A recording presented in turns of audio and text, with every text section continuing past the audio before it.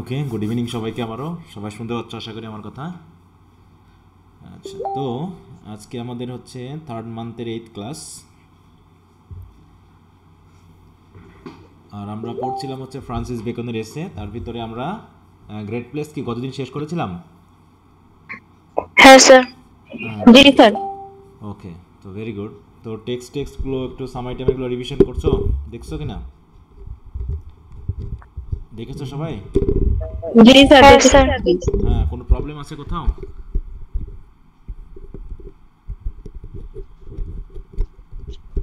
কোনো সমস্যা আছে?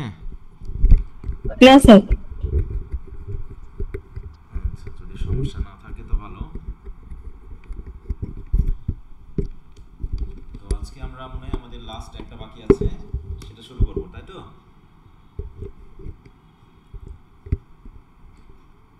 কোনটা বাকি আছে বলো তো আমাদের? হ্যাঁ স্যার, অফ প্ল্যান্টেশন। প্ল্যান্টেশন বাকি আছে, ওটা আজকে আমরা শেষ করে ফেলবো, তাহলে ফ্রান্সিস বেকন শেষ হয়ে যাবে। আর এদিকে তোমাদের জন ডানের পড়া দেওয়া আছে, তাই না? জন ডান, জি স্যার। এটা কি সবাই পড়ে ফেলেছো? আগামী ক্লাসে আমরা কিন্তু জন ডান জি নিয়ে স্যার। কথা বলবো, যদি কারো কোনো প্রবলেম থাকে সেগুলো সমাধান করার জন্য। কারণ এটার ব্রিফ শর্ট ব্রড দেওয়া আছে, এটা শেষ করে আমরা তারপরে যেটা দেওয়া আছে সেটাতে যাব। এভাবে ওদিকে পড়ে ফেলতে হবে। আমাদের ড্রামা যে কয়টা পড়েছিলাম সেগুলো সব তো দেওয়া হয়েছে, নাকি বাদ আছে কোনোটাও? জি স্যার, সব দেয়া আছে। আচ্ছা, তাহলে এখন মোটামুটি আমরা আমাদের মূল কাজটি শুরু করতে পারি। এদিকে রবিনসন ক্রুসো দেওয়া আছে, টেক্সটটা পড়ার জন্য সময় দেওয়া আছে 1 জুন পর্যন্ত। এখনও প্রায় 1 মাসের কাছাকাছি সময় আছে। একটু ধীরে সুস্থে সবাই যদি টেক্সটটা পড়ো খুব ভালো লাগবে। হ্যাঁ, টেক্সটটা একটু পড়ো।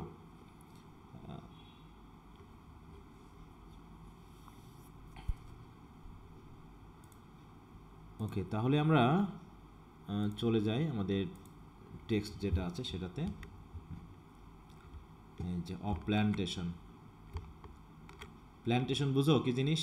What is plantation? বৃক্ষরোপণ। রোপণ করা, কোনো কিছু রোপণ করা। হ্যাঁ, প্ল্যান্টেশন বলতে আমরা মেনলি বৃক্ষরোপণই বুঝি, তাই না? হ্যাঁ, কিন্তু আমরা একটু দেখে আসি তো যে ফ্রান্সিস বেকনের প্ল্যান্টেশনটা কি।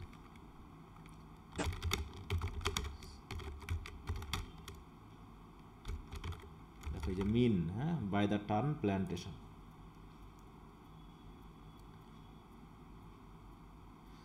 এখানে দেখো তো গাছপালার কোনো ব্যাপার আছে কিনা এখানে? আছে? অরণ্যকে বলা হয়েছিল। বলছে কি, হ্যাঁ, প্ল্যান্টেশন মানে কি? হ্যাঁ, ওখানে উপনিবেশ। এখানে প্ল্যান্টেশন মানে হচ্ছে কলোনাইজেশন, হ্যাঁ, উপনিবেশ। বুঝতে পারছো? আমরা অরণ্যকতে যে প্ল্যান্টেশন পেয়েছিলাম সেটা অবশ্যই সেখানে আখ চাষ, তামাক চাষ থেকে শুরু করে আরও বিভিন্ন ধরনের চাষাবাদ আছে, রাবার চাষ থেকে শুরু করে সবই আছে। এটা এক ধরনের প্ল্যান্টেশন। যেমন আমাদের এদিকে কি ছিল বলো তো? এই ভারতীয় উপমহাদেশে কি চাষ করতো? নীল চাষ। নীল চাষ করতো, তাই না? হ্যাঁ, স্যার, আপনি কি স্ক্রিন শেয়ার করছেন? হ্যাঁ, আপনি কি স্ক্রিন শেয়ার করছেন? হ্যাঁ, করেছি তো। স্ক্রিনটা শেয়ার করতে। বাকি সবাই দেখতে পাচ্ছ? হ্যাঁ স্যার, না দেখা স্যার, যাচ্ছে। এখানে আপনি একটা স্ক্রিন আমি দেখতে পাচ্ছি না। তো তোমার নেটওয়ার্কের জন্য প্রবলেম হতে পারে। হ্যাঁ, এটা হতে পারে। আচ্ছা, তাহলে বলা হচ্ছে কি, এখানে plantation refers to colonization. Colonization means, what does colonization refers to? উপনিবেশবাদ। উপনিবেশবাদ। এটা কি জিনিস? সেটা কি জিনিস? উপনিবেশবাদ কি জিনিস? তো এক জাতির উপর একটা দেশ, মানে একটা দেশ রাজনৈতিকভাবে এবং অর্থনৈতিকভাবে, তাই তো, নিয়ন্ত্রণ করবে এক জায়গাতে গিয়ে বসবাস করার মাধ্যমে। কারণ ইম্পেরিয়ালিজম আর কলোনিয়ালিজমের মধ্যে একটু পার্থক্য হলো যে ইম্পেরিয়ালিজমে সরাসরি যাওয়া নাও লাগতে পারে একটা জায়গাতে, কিন্তু কলোনিয়ালিজম মানে কলোনি স্থাপন করা। ঠিক আছে, তো এক জায়গায় গিয়ে সেটেল করা এবং সেই জায়গার মানুষগুলোকে কি করা? রুল করা, তাই না? হ্যাঁ কন্ট্রোল করা। তারপরে দেখো দ্য অ্যাকশন আর processing of settling among and establishing control over the indigenous people of an area. যেমন ব্রিটিশরা এসেছিল আমাদের এই দেশে, তারা কি ব্রিটেন থেকে আমাদের শাসন করেছে না এখানে এসেছিল, এবং এখানে তারা সরাসরি সরকার রাজা এদের সাথে, তাই না, এদের সাথে ক্ষমতা কেড়ে নিয়ে নিজেরা কি করেছে, আমাদের নিয়ন্ত্রণ করেছে, তাই না কি? আধুনিক যুগে অবশ্য সেরকম ব্যাপারটা খুব কম আছে। তাহলে প্ল্যান্টেশনের যে ব্যাপারটা আমরা বুঝছি সেটা হলো কলোনিয়ালাইজেশন বা কলোনি বলা যায়। তো এখানে আমরা প্ল্যান্টেশন মানেই এই বুঝবো। যদিও তিনি টার্মটা ইউজ করেছেন গাছপালা লাগানোর মতো করে, যেমন আমরা ঠিক গাছপালা লাগানোর মতো করেই ব্যাপারটা ঘটে, তাই না? যে আমরা একটা জমিকে চাষাবাদ করে গাছ লাগাই না, তার মানে কি একটা জমি আছে, সেই জমিতে একটা ফসল বা একটা গাছপালা বা বন জঙ্গল আছে, তো বন জঙ্গল কেটে আমরা করি কি কৃষিকাজ করি। তাহলে এই কৃষিকাজ করাটা অনেকটা ওই প্ল্যান্টেশনের মতো না, যে আমি ওই জমিতে গেলাম, সেখানকার নিজস্ব গাছপালাগুলোকে কেটে ফেললাম, কেটে গিয়ে আমি এখন ধান চাষ করছি, গম চাষ করছি, এটা ঠিক ওই সেন্সে তিনি কিন্তু এটা দিয়েছেন। হ্যাঁ, যে আমরাও কিন্তু এরকমভাবে কি করি, স্বজাতীয় গাছপালাগুলোকে ধ্বংস করে আমরা সেখানে নিজেদের সুবিধার্থে আমরা আমাদের ফসল উৎপাদন করি।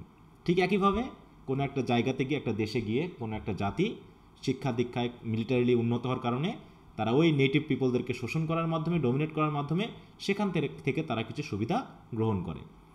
এই জিনিসগুলো এখন কি এই কলোনি বেশি চলে বলো তো? আধুনিক যুগে কি এরকম প্ল্যান্টেশন বা কলোনাইজেশন কি খুব একটা আছে? খুব একটা দেখা যায়?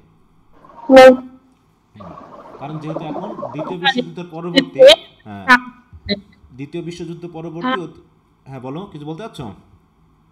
অফ প্ল্যান্টেশন কোন বই থেকে এটা হচ্ছে, আমি পাচ্ছি না আমার বইয়ে।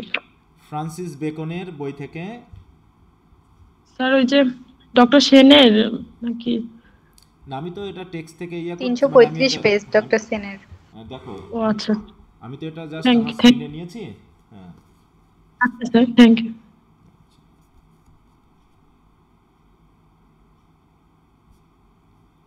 দেখো সবাই পেয়েছো কিনা। আচ্ছা, তো এখন এখানে তিনি কিন্তু খুব সুন্দর কথা এখানে বলবেন। হ্যাঁ, খুবই সুন্দর কথা, আমরা একটু যদি মনোযোগ দিয়ে শুনি। যে তিনি যখন ছিলেন তখন যেহেতু কলোনাইজেশন শুরু হয়েছিল, তাই না? কারণ এলিজাবেথান এইজ পরবর্তী সময় থেকেই কিন্তু কলোনি শুরু হয় আরও বেশি করে।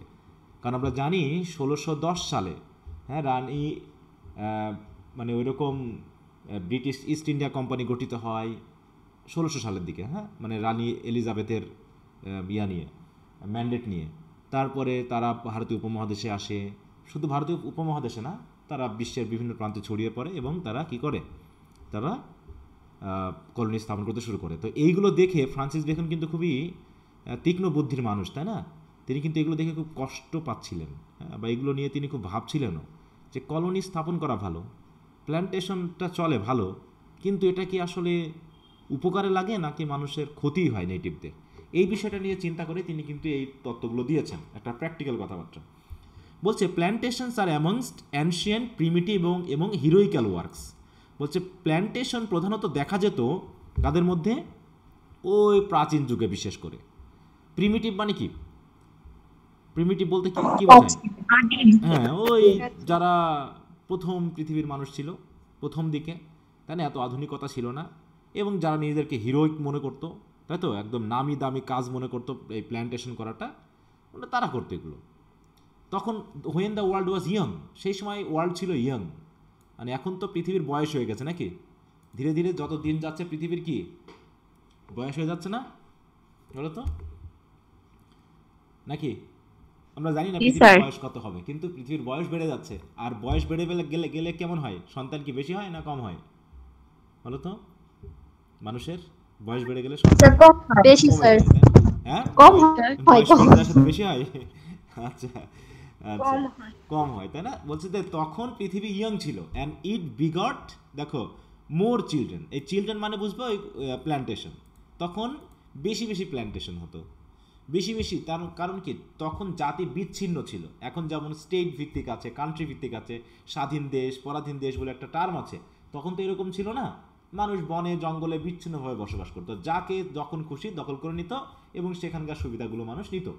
মনে করে একটা জায়গাতে খুব ধান চাষ হয় আর একটা জায়গাতে হয় না, তো করলো কি, যেখানে হয় না তারা মোটামুটি শক্তি ক্ষমতা খাটিয়ে যেখানে হয় তাদের জায়গাটা দখল করে নিয়ে তাদেরকেও ডোমিনেট করতে থাকলো, ওই এলাকার ধান চাষগুলো তারা নিতে শুরু করলো। এরকমভাবে তৎকালীন সময়ে মানুষ কী করতো, কলোনি বেশি বেশি জন্ম দিত।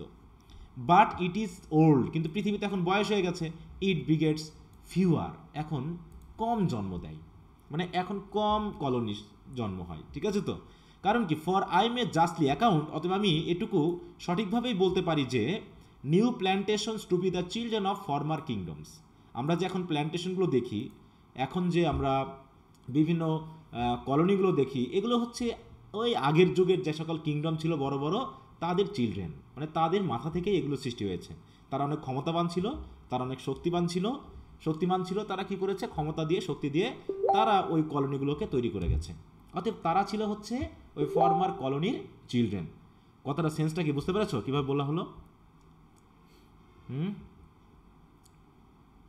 জি স্যার। তার মানে যেমন এই পৃথিবীতেই, তাই তো, অধিকাংশ কলোনি কাদের ছিল বলো তো? এখানে তো বেশ কলোনিয়াল কান্ট্রি ছিল বেশ কিছু, যেমন হচ্ছে স্পেন ছিল, ইংল্যান্ডেরই বেশি ছিল। স্পেন ছিল, ইংল্যান্ড ছিল, ফ্রান্স ছিল, তাই না? দেখা যায় আফ্রিকা গেলে অধিকাংশ ফ্রান্স, তারপরে তুমি দক্ষিণ আমেরিকাতে যাবো অধিকাংশ ফ্রান্স, স্পেন। তারপর তুমি এইসব এশিয়া বা এই জাতীয় দিকে আসবা, এশিয়া, অস্ট্রেলিয়া, এগুলো দেখবো সব অধিকাংশ ইংল্যান্ড। ওদিকে আমেরিকা, ওই এলাকাটুকু, উত্তর আমেরিকা, কানাডা, এরা ছিল হচ্ছে ইংল্যান্ড। তার মানে 3টা থেকে 4টা জাতি ছিল যারা প্রধানত এই সকল কলোনিগুলোকে নিয়ন্ত্রণ করত। অতএব এই সকল কিংডমের কলোনি ছিল ওইগুলো, আর ওরা ছিল হচ্ছে কি চিলড্রেন। তাই বলা হচ্ছে যে new plantation to be the children of former kingdoms. তো ফ্রান্সিস বেকন কি বলছেন যে আই লাইক প্ল্যান্টেশন, আমি প্ল্যান্টেশন পছন্দ করি। দেখো তোমাদের বইয়ে কিন্তু একটানা দেওয়া আছে, ঠিক আছে, পুরো এসেটা কিন্তু একটানা দেওয়া আছে, আমি একটু প্যারা প্যারা ভাগ করেছি, তা না হলে দেখতেও খারাপ লাগতেছে আর পড়তেও একটু বিরক্তিকর লাগতেছে। তবে এখানে একটু ভাগ ভাগ করে নিয়েছি, এক একটা জায়গাতে এক একটা তত্ত্ব দেওয়া হয়েছে, হ্যাঁ, এটা একটু খেয়াল রাখবা। বলছে I like a plantation in pure soil, আমি পুরো, মানে পিওর সয়েল মানে কি, পিওর মানে কি বলো তো? খাঁটি বা বিশুদ্ধ, মানে যেখানে কোনো ভেজাল নেই। ভেজাল মানে যেখানে আর অন্য কিছু নেই, এরকম জায়গাতে প্ল্যান্টেশনে আমি সাপোর্ট করি। তাহলে আই সাপোর্ট আর like plantation in a pure soil that is where people are not displace, যেখানে জনগণকে ডিসপ্ল্যান্টেড করা লাগে না, মানে তাড়ানো লাগে না, যেখানে নেটিভ জনগণকে সরানো লাগে না বা তাড়ানো লাগে না। কি করার জন্য? To the end to plant in others, তাই তো, যেখানে অন্যদেরকে প্ল্যান করার জন্য স্থানীয় জনগণকে সরানো লাগে না, এরকম জায়গাতে আমি প্ল্যান্টেশন করতে পছন্দ করি বা আমি সাপোর্ট করি। For else it is rather an extirpation than a plantation, কারণ কি, যদি জনগণকে, নেটিভ পিপলদেরকে ডিসপ্ল্যান্টেড করে সরিয়েই যদি প্ল্যান্টেশন করতে হয়, আসলে এটা প্ল্যান্টেশন হয় না, বরং এটা হয় কি এক্সটারপেশন। এক্সটারপেশন মানে কি ধ্বংস, কি হয় ধ্বংস, destruction of the native people, তাই তো, অথবা uprooting or removal of the native people, native পিপলদেরকে রিমুভ করা হচ্ছে বা এক্সটারপেশন করা হচ্ছে। অতএব এটাকে আমি সাপোর্ট করি না। আমি সাপোর্ট করি সেই সকল জায়গায় কলোনি স্থাপন করতে যেখানে নেটিভ পিপলদের উপর কোনো অত্যাচার করা হবে না, নেটিভ পিপলদেরকে কোনোভাবে ডিসপ্ল্যান্টেড করা হবে না বা ডিসপ্লেস করা হবে না, বরং তাদেরকে দেখভাল করা হবে ভালো মতো। তাহলে তিনি কলোনি পছন্দ করেন, কিন্তু কোন ধরনের কলোনি বলো? যেখান থেকে নেটিভ পিপলদের সরানো হবে না, বা যেখানে স্থানীয় জনগণের কোনো ক্ষতি হবে না, এরকম জায়গায়, তাই না? তার মানে কি এলিজাবেথ তখন মানুষদেরকে সরায় সরায় ওই জায়গাটা নিজের দখলে নিতেছিল?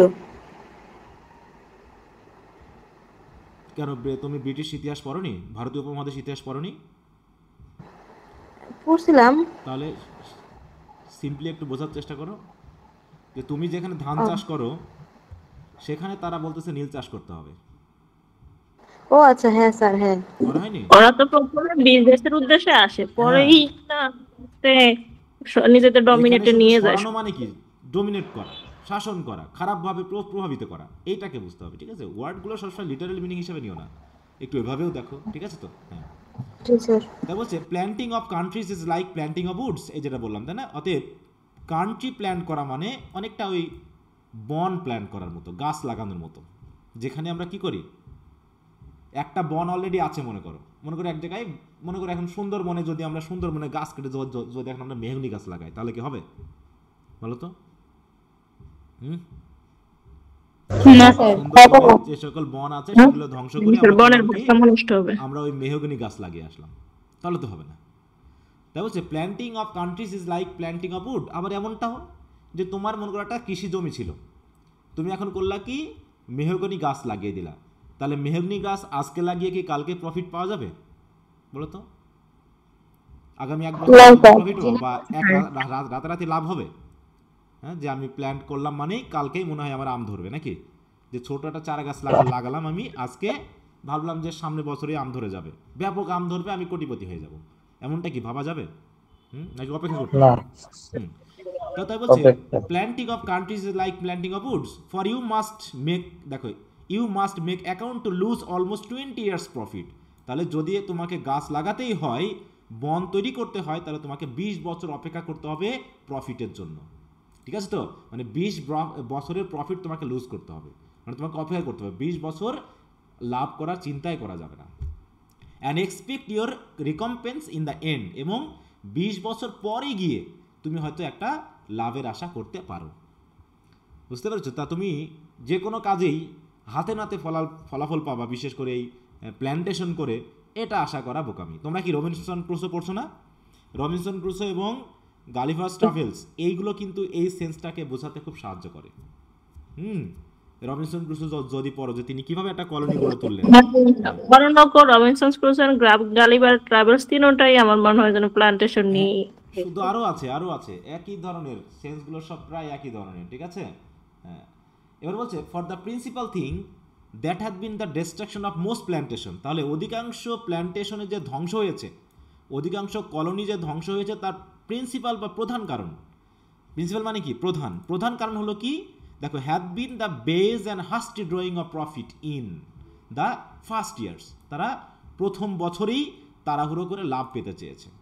হ্যাঁ, মানে একদম মানে কোনোরকমভাবে কি কলোনি স্থাপন করে যা পেয়েছে সেইগুলোকেই তারা আশ্রয়ে নিতে চেষ্টা করেছে, বেজ অ্যান্ড কুইক প্রফিট করার চেষ্টা করেছে, হাস্টি ড্রয়িং করার চেষ্টা করেছে। ড্র মানে কি লাভ, হ্যাঁ, মানে প্রফিট লাভ ড্র করতে মানে ড্র প্রফিট মানে হচ্ছে লাভ পাওয়ার প্রত্যাশা করা। তাহলে এটা করতে গিয়ে তারা প্ল্যান্টেশনগুলোকে পুরো ধ্বংস করে ফেলেছে। হ্যাঁ, আর কি করেছে? It is true, speedy profit is not to be neglected as far as may stand with the good of the plantation. বলতেছে অবশ্যই আমরা সবাই দ্রুত প্রফিট করতে চাই, এতে ক্ষতি নেই। হ্যাঁ, speedy profit is not to be neglected, দ্রুত প্রফিট আমরা সবাই করতে চাই এবং এটাকে আমরা নেগলেক্ট করতে চাইও না। তাহলে যতক্ষণ পর্যন্ত অন্তত এই হাস্টি প্রফিটটা প্ল্যান্টেশনের জন্য ভালো হবে, মানে স্ট্যান্ড উইথ দ্য গুড, মানে কল্যাণে বা ভালো হবে এমনটাই। তাহলে যে প্ল্যান্টেশন আছে, যে কলোনি আছে, সেখানকার জনগণের ভালো ভেবেই যদি দ্রুত প্রফিট করা যায় তাতে কোনো সমস্যা নেই। কিন্তু যদি বেশি প্রফিট করতে গিয়ে কলোনিরই ক্ষতি হয় তাহলে বেশি দূর না আগানোই ভালো, বাট নো ফার্দার। ঠিক আছে তো? মানে যতটুকু ভালো রেখেই প্রফিট করা যাবে, যতটুকুই কল্যাণ ভেবেই প্রফিট করা যাবে সেই পর্যন্তই করো।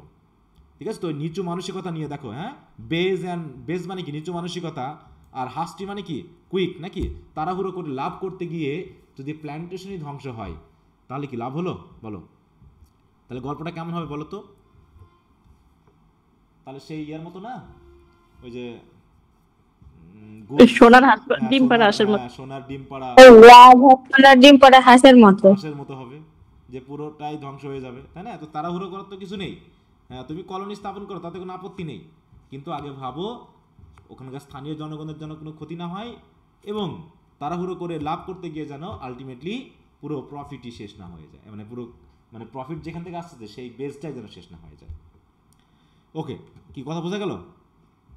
কি খুব কঠিন লাগতেছে? মোটামুটি ইজি আছে নাকি?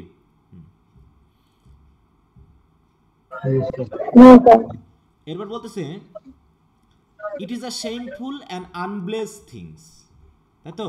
মানে এটা খুবই লজ্জাজনক। আনব্লেস মানে কি? আশীর্বাদ অভিশাপমূলক, নাকি? অকল্যাণকর বা অভিশাপমূলক জিনিস বা অভিশপ্ত জিনিস। হ্যাঁ, লজ্জাজনক এবং অভিশপ্ত জিনিস কোনটা?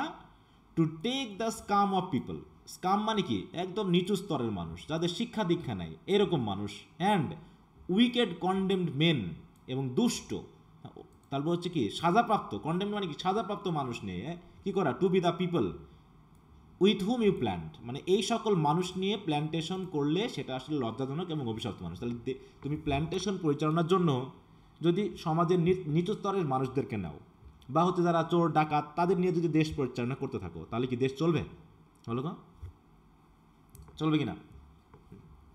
চোর ডাকাত দিয়ে কি দেশ চলবে? না স্যার। তা যে বরং নট অনলি সো, শুধু দেশ তো চলবেই না, বরং কি হবে, but it spoils the plantation, বরং পুরো প্ল্যান্টেশনকে ধ্বংস করে দিবে। ঠিক আছে, পুরো প্ল্যান্টেশনকে ধ্বংস করে দিবে। কারণ কি, for they will ever live like rogues, কারণ তারা দুষ্টের জীবনযাপন করবে, হ্যাঁ, শয়তানি জীবনযাপন করবে। And not fall to work, এবং তারা অধিকাংশই সঠিকভাবে কাজ করতে চাইবে না। বাট বি লেজি, বরং অলস জীবনযাপন করবে। অ্যান্ড ডু মিসচিভ, এবং যত রকমের খারাপ তাই তো দুর্নীতি আছে সেই কাজ করবে। অ্যান্ড স্পেন্ড ভিকচুয়ালস, আর শুধু খাবার দাবার ধ্বংস করবে। ভিকচুয়াল মানে কি খাবার দাবার, ফুড। অ্যান্ড বি কুইকলি ওয়ারি, এবং অল্পতেই তারা কেমন হবে, কাজ করতে না করতে ক্লান্ত হয়ে যাবে, কারণ মনের ভিতরে তার কাজ করার ইচ্ছা থাকবে না, শুধু সুবিধা নেওয়ার আশায় থাকবে, আর সুবিধা না পাইলে তারা ক্লান্ত হয়ে যাবে। And then certify over to their country, এবং যে দেশ কি করছে প্ল্যান্টেশন ঘটিয়েছে তাদের কাছে তারা সার্টিফিকেট পাঠাবে, বা তাদের কাছে রিপোর্ট পাঠাবে। কি report? To the discredit of plantation, তারা বলবে প্ল্যান্টেশনের দোষ, যে এই প্ল্যান্টেশন ভালো না, এখান থেকে ভালো প্রফিট হচ্ছে না, বরং প্রফিটটা এরাই খেয়ে নিচ্ছে। এটা ঠিক বাংলাদেশের সরকারি ব্যবস্থার মতো না? হ্যাঁ বলো। জি স্যার। টেলিটক বিজনেস নাকি লাভজনক না, অথচ তারাই কি করে, ব্যান্ডউইথ বিক্রি করে, তাদের লাভ হয় না। বুঝতে পারছো, সরকারি জিনিসের লাভ হয় না। সরকারি ট্রেনে নাকি লস হয়, সরকারি বিমানে লস হয়, সরকারি বিআরটিসিতে লস হয়, সরকারি বিআরটিএ লস হয়, লঞ্চে লস হয়, রাস্তাঘাটে লস হয়, শুধু লস হয় আর লস হয়। আসলে কি লস হয় না, এরকম কিছু রোগ আছে যারা খেয়ে নিচ্ছে? হ্যাঁ স্যার, খাইতে খাইতে সব লস হয়ে যায়। কাজ তো করেই না, বরং যা পায় তা খায় নাই, দিয়ে রিপোর্ট করে কি সবগুলা ধান্দা আছে। হচ্ছে না, লাভ হচ্ছে না। ক্রেডিট মানে কি, সার্টিফাই করতেছে কি যে লাভ হচ্ছে না, শুধু লসই হয়, লসই হয়, লসই হয়। লসের তো কোনো জায়গা দেখা যায় না। হ্যাঁ, একটা বেসরকারি যদি চলতে পারে তাহলে সরকারি চলতে পারবে না, কারণ সরকার তো ভর্তুকি দিয়ে চালাচ্ছে। তাই এর হচ্ছে ব্যাপার। তাই এটা সেটা কথা বললো যে এই সকল লোক দিয়ে যদি প্ল্যান্টেশন চালাতে যাওয়া হয়, তাহলে সে প্ল্যান্টেশন পুরো ধ্বংস হয়ে যাবে। The people where it you plant, অতএব যাদেরকে দিয়ে তোমরা প্ল্যান করবে, অট টু বি গার্ডেনার, তাদেরকে অবশ্যই কর্মিক হতে হবে। কেউ বাগান করবে, কেউ প্লাউম্যান হবে, কেউ লেবারার হবে, কেউ স্মিথ হবে, কেউ কার্পেন্টার হবে, কেউ জয়েনার হবে, কেউ ফিশারম্যান, কেউ ফাউলার মানে মুরগি চাষ করবে, with some few apothecary, surgeon and cooks and bakers. এখন এবং বলছে দেখো উইথ সাম ফিউ কেন? ডাক্তার বেশি দরকার না রুগী বেশি দরকার দেশের জন্য? বলো। হ্যাঁ, ডাক্তার বেশি দরকার। মানে একজন রোগীর জন্য 10 জন ডাক্তার দরকার, বলো তো? না স্যার, রোগী বেশি দরকার, রোগী না হলে তো বেশি দরকার, ডাক্তার তো না খাই মরে যাবে। হ্যাঁ, তাহলে কমন পিপল বেশি দরকার। তাই বলতেছে দেখো, আমাদের বেশি বেশি যেগুলো দরকার হলো, গার্ডেনার বেশি দরকার, প্লাউম্যান বেশি দরকার, লেবারার বেশি দরকার, স্মিথ বেশি দরকার, কার্পেন্টার বেশি দরকার, জয়েনার বেশি দরকার, ফিশারম্যান বেশি দরকার, ফাউলার বেশি দরকার। কিন্তু কিছু কিছু অ্যাপোথেকারি, সার্জন, কুকস এবং বেকার থাকলেই হবে, কারণ একটা বেকারি থেকে ওরকম 1000 জনের খাবার তৈরি করা যায়। একজন রাঁধুনি এরকম 500 জনের খাবার তৈরি করতে পারে। এরকম সার্জন, সে 1000 10,000 জনের রোগী তিনি সেবা করতে পারেন। কিন্তু এখানে হয়ে যায় কি, দেখা যাচ্ছে মানে আমার কমন পিপল হচ্ছে 10 জন, আমার সার্জন হয়ে গেছে 7 জন। বলো, তখন কি দেশ কি চলবে? এখন সার্জনের পেট চালাতেই দিন চলে যাবে, কমন পিপলের সেবা তো দূরের কথা। ঠিক আছে, তো আমাদের অবস্থা হয়ে গেছে এরকম, যে যা বেশি দরকার সেগুলো তৈরি না করে আমরা উচ্চ শিক্ষিত মানুষ একটু বেশি তৈরি করতেছি। হ্যাঁ, জাতীয় বিশ্ববিদ্যালয় তো পুরো প্রজেক্ট হাতে নিয়েছে। হ্যাঁ, যে একটা পরিবারে যদি 10 জন থাকে তো 10 জনই মাস্টার্স ডিগ্রি পাস হবে, পিএইচডি ধারী হবে। পিএইচডি ধারী কি করবে বলো তো? পিএইচডি ধারী কি করবে? তার তো পিএইচডি তো ওইরকম পিএইচডি দিচ্ছে, ওইরকম মাস্টার্স দিচ্ছে, ওইরকম অনার্স দিচ্ছে, যে অনার্স দিয়ে সে তার নিজের হাতের লেখা ঠিক মতো করতে পারে না, যে নিজের মতো করে কিছু একটা লিখতেই পারে না, সে সকল অনার্স ধারী দিয়ে তাদের কি হবে? তারা মনে করবে আমি অনার্স পড়ি, কিন্তু কোয়ালিটি আবার কৃষিকাজও করবে না, লজ্জা পাবে। তাহলে এই সকল মানুষ দিয়ে তো দারিদ্রতা তৈরি হবে, এ তো ধ্বংস হয়ে যাবে দেশ। বরং এসএসসি পর্যন্ত রাখো, দিয়ে পর থেকেই যত পারো টেকনিক্যাল কাজ করাও। কারণ একজন বিদ্যুতের মেকানিক যে পরিমাণ ইনকাম করে মাসে, একজন শিক্ষিত স্কুল টিচার কি সেই পরিমাণ ইনকাম করে? মূলত প্রাইমারি স্কুলের টিচার করে না স্যার 11-12 বা 15,000 টাকার বেতন, আর একজন কি একজন হোটেল বা একটা যদি কফির দোকানও দেয় তার মাসে 50-60 হাজার টাকা ইনকাম। স্যার শিক্ষামন্ত্রী কাদেরকে দেখে নিয়োগ দেন বুঝি না, তারা পড়াশোনার ইয়াটা এমন ভাবে স্ট্রাকচারটা গঠন করছে কেন? আমরা তো সবাইকে এডুকেটেড করতে চাই বাংলাদেশের মধ্যে, আমরা দেখাতে চাই যে পৃথিবীর মধ্যে আমরা হচ্ছি উচ্চ শিক্ষার ফ্যাক্টরি, বুঝতে পারছো? আমরা ওইটা দেখায় কি করবো? দেখায় কি করবা, সেটাই তো ব্যাপার। যেখানে বিদেশে শিক্ষিত মানুষের থেকে কর্মী মানুষের চাহিদা বেশি, তাই না? যেখানে ইন্ডিয়া, স্যার বাংলাদেশ চাহিদা কম, কোন একটা জবের ইন্টারভিউ দিতে গেলে ওরা আগে খুঁজে যে এক্সপিরিয়েন্স। তো এক্সপিরিয়েন্স এক্সপিরিয়েন্স তো খুঁজবে। তুমি কি তোমার কোম্পানিতে তুমি আন্দাজে যার এক্সপিরিয়েন্স তাকে তুমি নিবা যেখানে কর্মী বেশি? যদি তাহলে পড়াশোনাটা কেন করতেছে? সেটা তোমার পড়াশোনাটা কেন করতে করতেছে? বলেছে কে? তোমাকে কোথায় লেখা আছে যে তোমাকে পড়াশোনা করলে চাকরি দিবে? কে বলেছে বলো?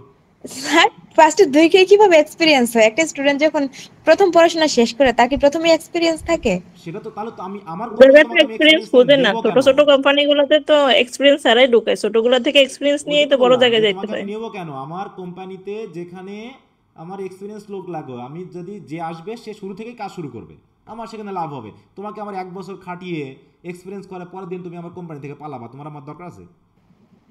তাহলে শিক্ষামন্ত্রীরা এটা কেন বোঝে না যে প্রত্যেকটা স্টুডেন্টের পাশাপাশি কারিগরি দক্ষতাও প্রয়োজন? তোমার তাহলে হায়ার এডুকেশন তো বুঝতে, তুমি তো বোঝোইনি হায়ার এডুকেশন কি জিনিস, জেনারেল এডুকেশন কি তুমি তো বোঝোইনি, তাহলে ওই কথা আনতেছো কেন? জেনারেল এডুকেশন সাথে টেকনিক্যাল কেমন করে যায় বলো? জেনারেলের সাথে টেকনিক্যাল কেমন করে যায়?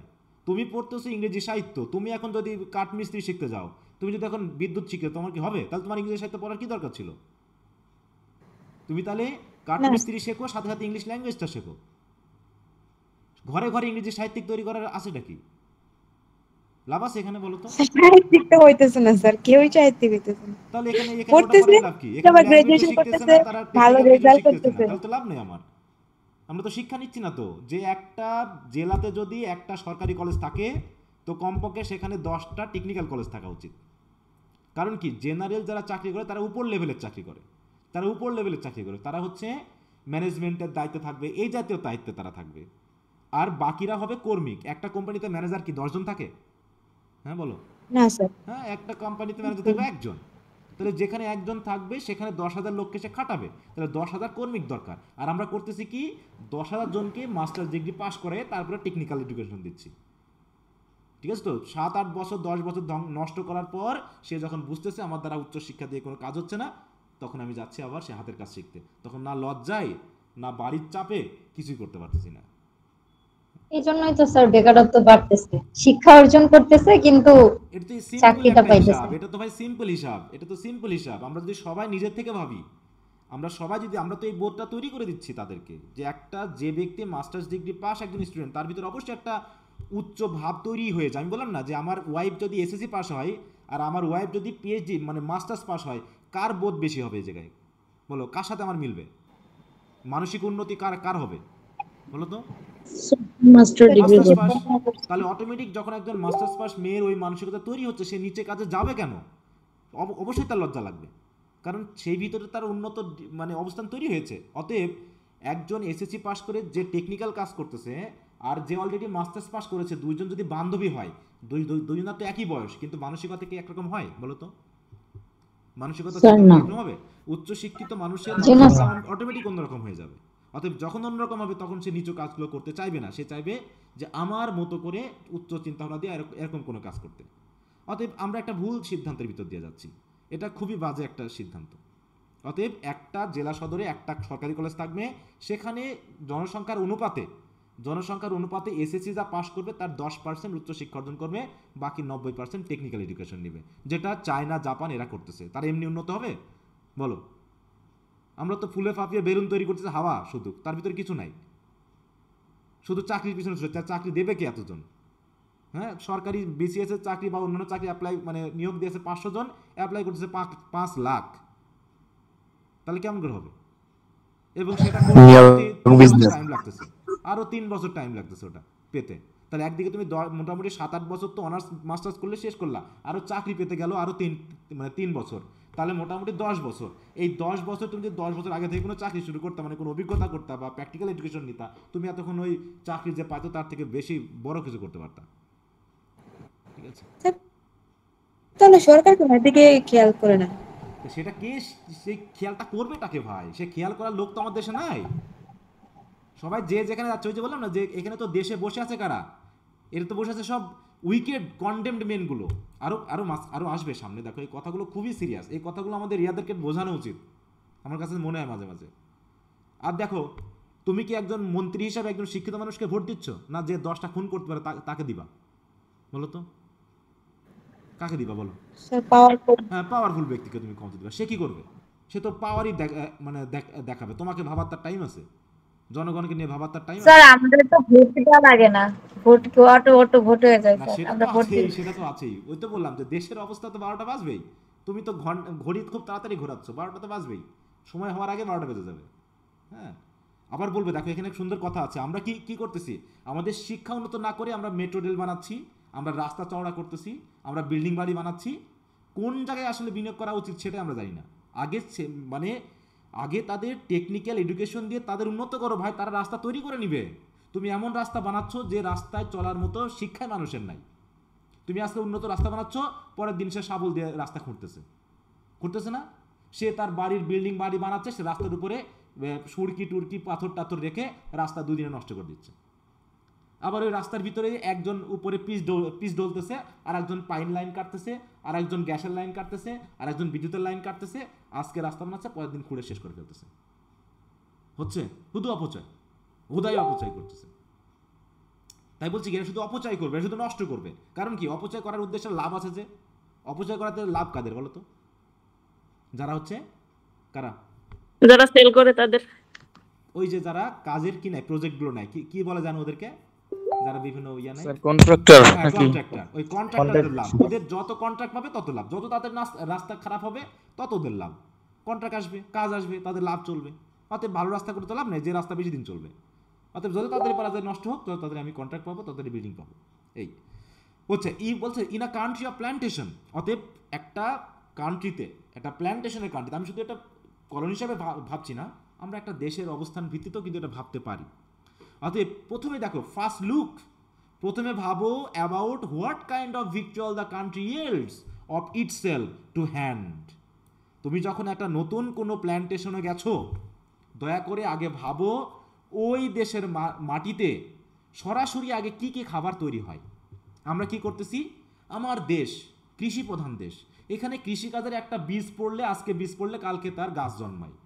সেটাতে আমরা কি করতেছি, এই মোমের মতো উর্বর মাটিকে সিমেন্ট দিয়ে ঢেকে দিয়ে, ওই জাপান চাইনিজের মতো যেখানে ওদের কৃষিকাজ হয় না, সেখানকার মতো সিমেন্ট দিয়ে ফ্যাক্টরি বানাচ্ছি, জুতা স্যান্ডেলের কাপড়ের ফ্যাক্টরি বানাচ্ছি। অথচ এই দেশ থেকে কৃষি উৎপাদন যাওয়া উচিত ছিল বাইরের দেশে।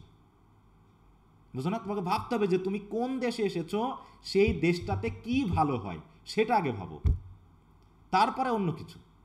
তা না, আমরা করতেছি কি, সেই যাদের ওখানে ভূমিকম্প হয়, যাদের কৃষিকাজ করতে পারে না, যারা বিল্ডিং বাড়ি বানিয়ে কৃষিকাজ করতেছে। চিন্তা করো, যেখানে জাপানে বা যে সকল বরফ এলাকাগুলোতে তারা কৃষিকাজ করতেছে কেমন করে, কনক্রিট দিয়ে বিল্ডিং বানিয়ে সেখানে মাটি দিয়ে তারপরে বিল্ডিংয়ে তারা কৃষিকাজ করতেছে, তারা গ্লাস দিয়ে কৃষিকাজ করতেছে। কথা বুঝতে পারছো? আর আমরা কি করতেছি, যেখানে বললামই তো, আজকে বীজ ফেললে কালকে গাছ হয়ে যায়, ফসল জন্মায়, সেইটাকে আমরা আবার কনক্রিট দিয়ে ওদের মতো করে ঘরের ভিতরে আবার কৃষিকাজ করার ধান্দা করতেছি। কথা বুঝতে পেরেছ? মানে সুন্দরবনের বাঘ মেরে ওই বাঘের মূর্তি বানিয়ে আমরা পার্ক দিচ্ছি জনগণকে দেখতে আসার জন্য। বুঝতে পেরেছ? তাহলে ব্যাপারটা এরকম না যে, তাহলে প্রথমে দেখো, first look about what kind of victual the country yields of itself, মানে নিজেই উৎপাদন করতে পারে টু হ্যান্ড। যেমন হতে পারে কোনো জায়গায় চেস্টনাট হয়, কোনো জায়গায় ওয়ালনাট হয়, কোনো জায়গায় পাইনঅ্যাপেল হয়, কোনো জায়গায় অলিভ হয়। এখন যদি তুমি কৃষিকাজ বাদ দিয়ে, মনে করো আমাদের এখানে ধান হয়, আমাদের এখানে ধান চাষ ভালো হয়, তুমি এখন করতেছো কি, সৌদি আরবের মানে খেজুর, এই বাংলাদেশের ধান বাদ দিয়ে মানে খেজুর তৈরি করতেছো। তাহলে সৌদি আরবে তোমাকে তাহলে ধান চাষ করতে হবে, এটা কি হবে বলো? তাহলে তুমি বাংলাদেশে খেজুর চাষ করো, আর সৌদি আরবের ওরা কি করুক, ধান চাষ করুক। আসলে কি এরকম হওয়ার কথা ছিল? নাকি আমরা বিনিময় করব, যেখানে যেটা ভালো উৎপাদন হবে সেখানে সেটা উৎপাদন করে আমরা ওটা বিনিময় করব? তাহলে তো পৃথিবীতে সব কিছু সমানভাবে চলবে। তা নাকি কি করতেছি, আমাদের এখানে নদী নালা আছে, মাছ চাষ করার কথা ছিল, এখানে জমি জায়গা আছে, কৃষিকাজ করার কথা ছিল, অথচ আমরা জমি নালা বন্ধ করে আমরা কি করতেছি, সেইখানে আবার কনক্রিট দিয়ে ট্যাঙ্ক বানিয়ে সেখানে আবার মাছ চাষ করতেছি। পাগলের পাগল আমরা সব। কি মনে হয় বলো, ভুল বলতেছি? স্যার একদম সত্যি। রাইট বলছে যে সেটা ডেট হতে পারে, প্লাম হতে পারে, চেরি হতে পারে, ওয়াইল্ড হানি হতে পারে, অ্যান্ড দ্য লাইক। অতএব যেখানে যেটা হবে সেখানে আমরা আগে সেটা করব, and make use of them, এবং সেগুলোকে ব্যবহার করব। দেন তারপরে যদি মনে হয় যে কোনো কিছুর প্রয়োজন আছে, দেখো, consider what victual are esculent things, esculent মানে হচ্ছে মানে খাদ্যদ্রব্য, that are which grow speedily, এবং তারপরে ভাবতে হবে কোনটা দ্রুত জন্মায়। তাহলে যেগুলো হয় সেগুলো তো আছেই, সেগুলোর ব্যবহার করব, পাশাপাশি আমাদের যদি প্রয়োজন হয় তাহলে যেগুলো দ্রুত ফলনশীল সেইগুলোকে আমরা চাষ করব, অ্যান্ড উইদিন দ্য ইয়ার, যেগুলো বছরে বছরে আমাদের কি দেবে, শস্য দিবে বা ফল দিবে। যেমন হচ্ছে পার্নিপস, ক্যারোটস, টার্নিপস, অনিয়নস, র্যাডিশ, তাই তো, আর্টিচক্স অফ, দেখো, হেরুজালেম, হ্যাঁ মানে হেরুজালেম হয়েছে, তারপরে মেইজ অ্যান্ড দ্য লাইক, এরকম অনেক কিছু যেগুলো দ্রুত ফলনশীল সেগুলো আমরা চাষ করব। যেগুলো দ্রুত ফলনশীল না সেগুলো চাষ করব, যেমন হচ্ছে for wheat and barley and oats they ask too much labour. তাহলে যেমন হচ্ছে গম, তারপরে জব, তারপরে ওটস, এগুলোতে আবার বেশি লেবার লাগে। তাহলে যেটাতে বেশি লেবার লাগে সেগুলো চাষ করে আমার লাভ আছে বলো তো, জোর করে? যে জিনিসটা আমার মাটিতে হবে না, যে জিনিসটা সার বেশি দিতে হবে, যে জিনিসটা লেবার বেশি দিতে হবে, সেটা চাষ করার থেকে আমার অল্প লেবারে যেটা হবে আমি সেটাই চাষ করব, কারণ এই খাবারটাও তো অন্য দেশের প্রয়োজন। তাহলে আমি সেখানে সেটাকে রপ্তানি করে আমার প্রয়োজনীয় জিনিস আমি আমদানি করে নিব, সেখানে আবার যেটা সহজে হয়।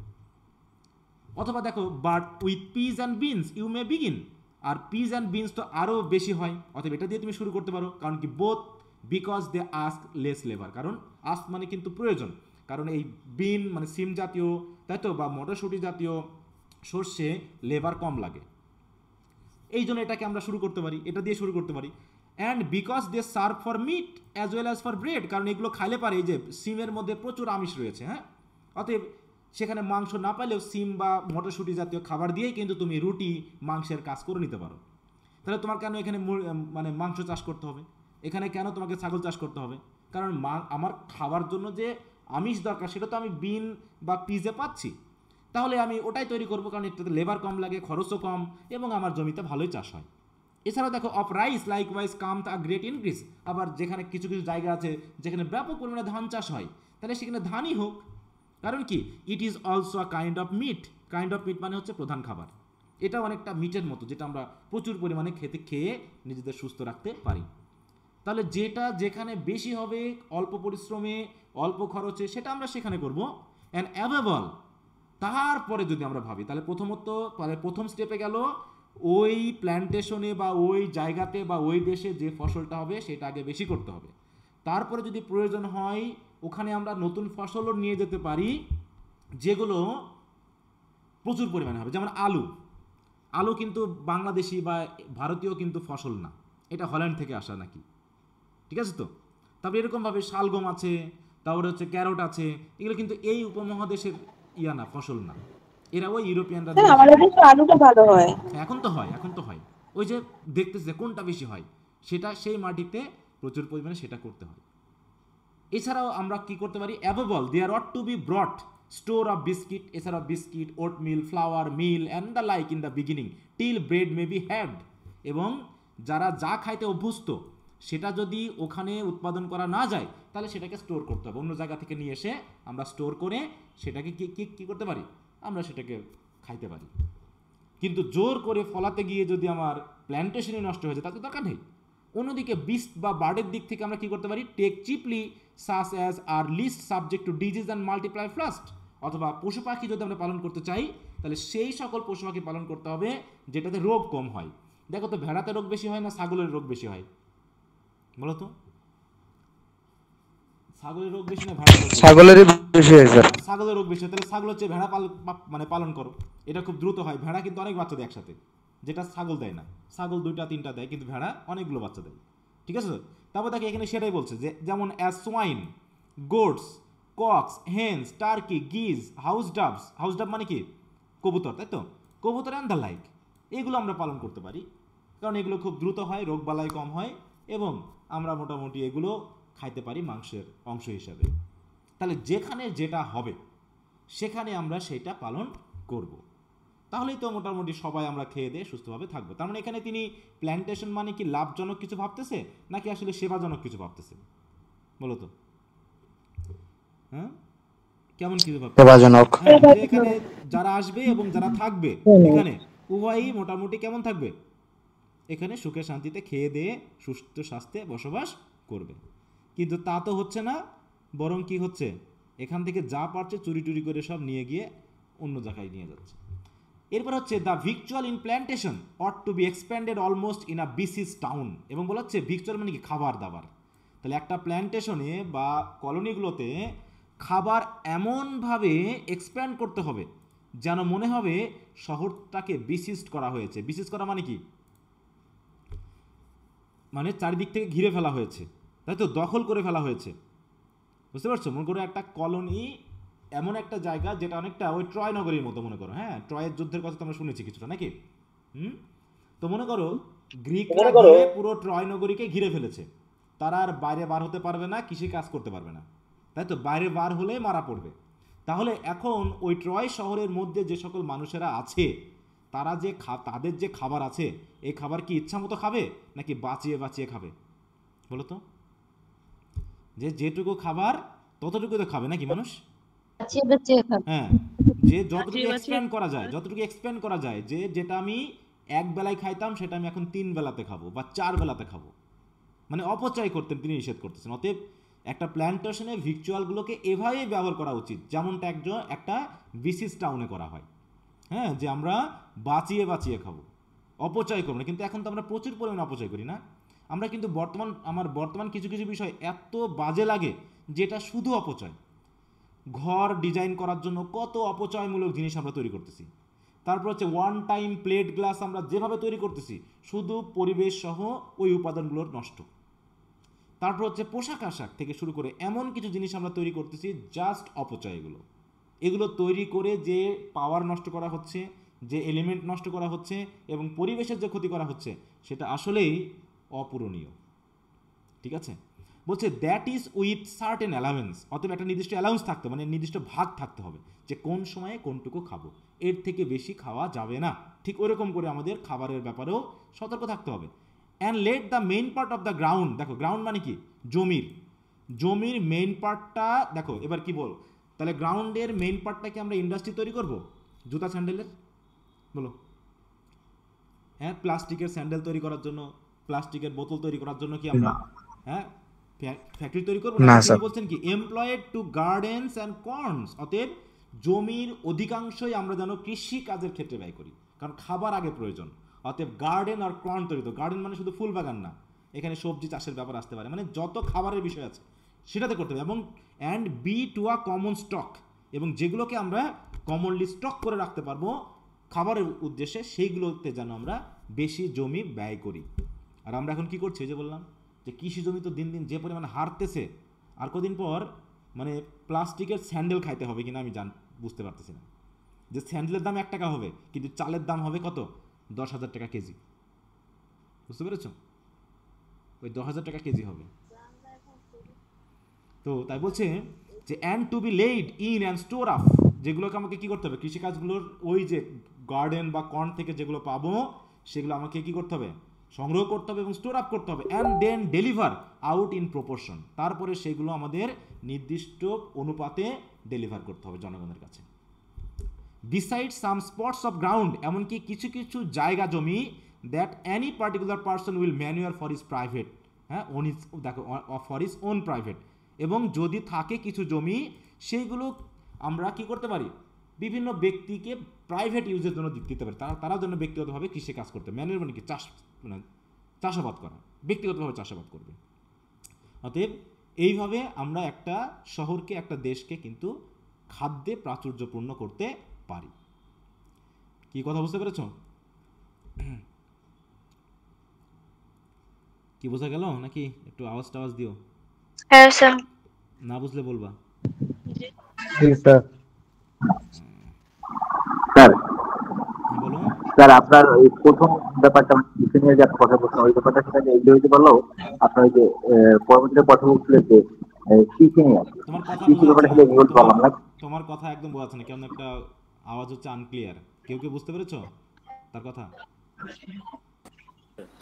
জি না না স্যার, স্যার, কেমন স্পষ্ট না। বেঁধে বেঁধে যাচ্ছে। বাধা বাধা এবং একটা। হ্যালো স্যার, এখন এখন শুনতে পাচ্ছেন? হ্যাঁ এখন শুনতে পাচ্ছি। হ্যাঁ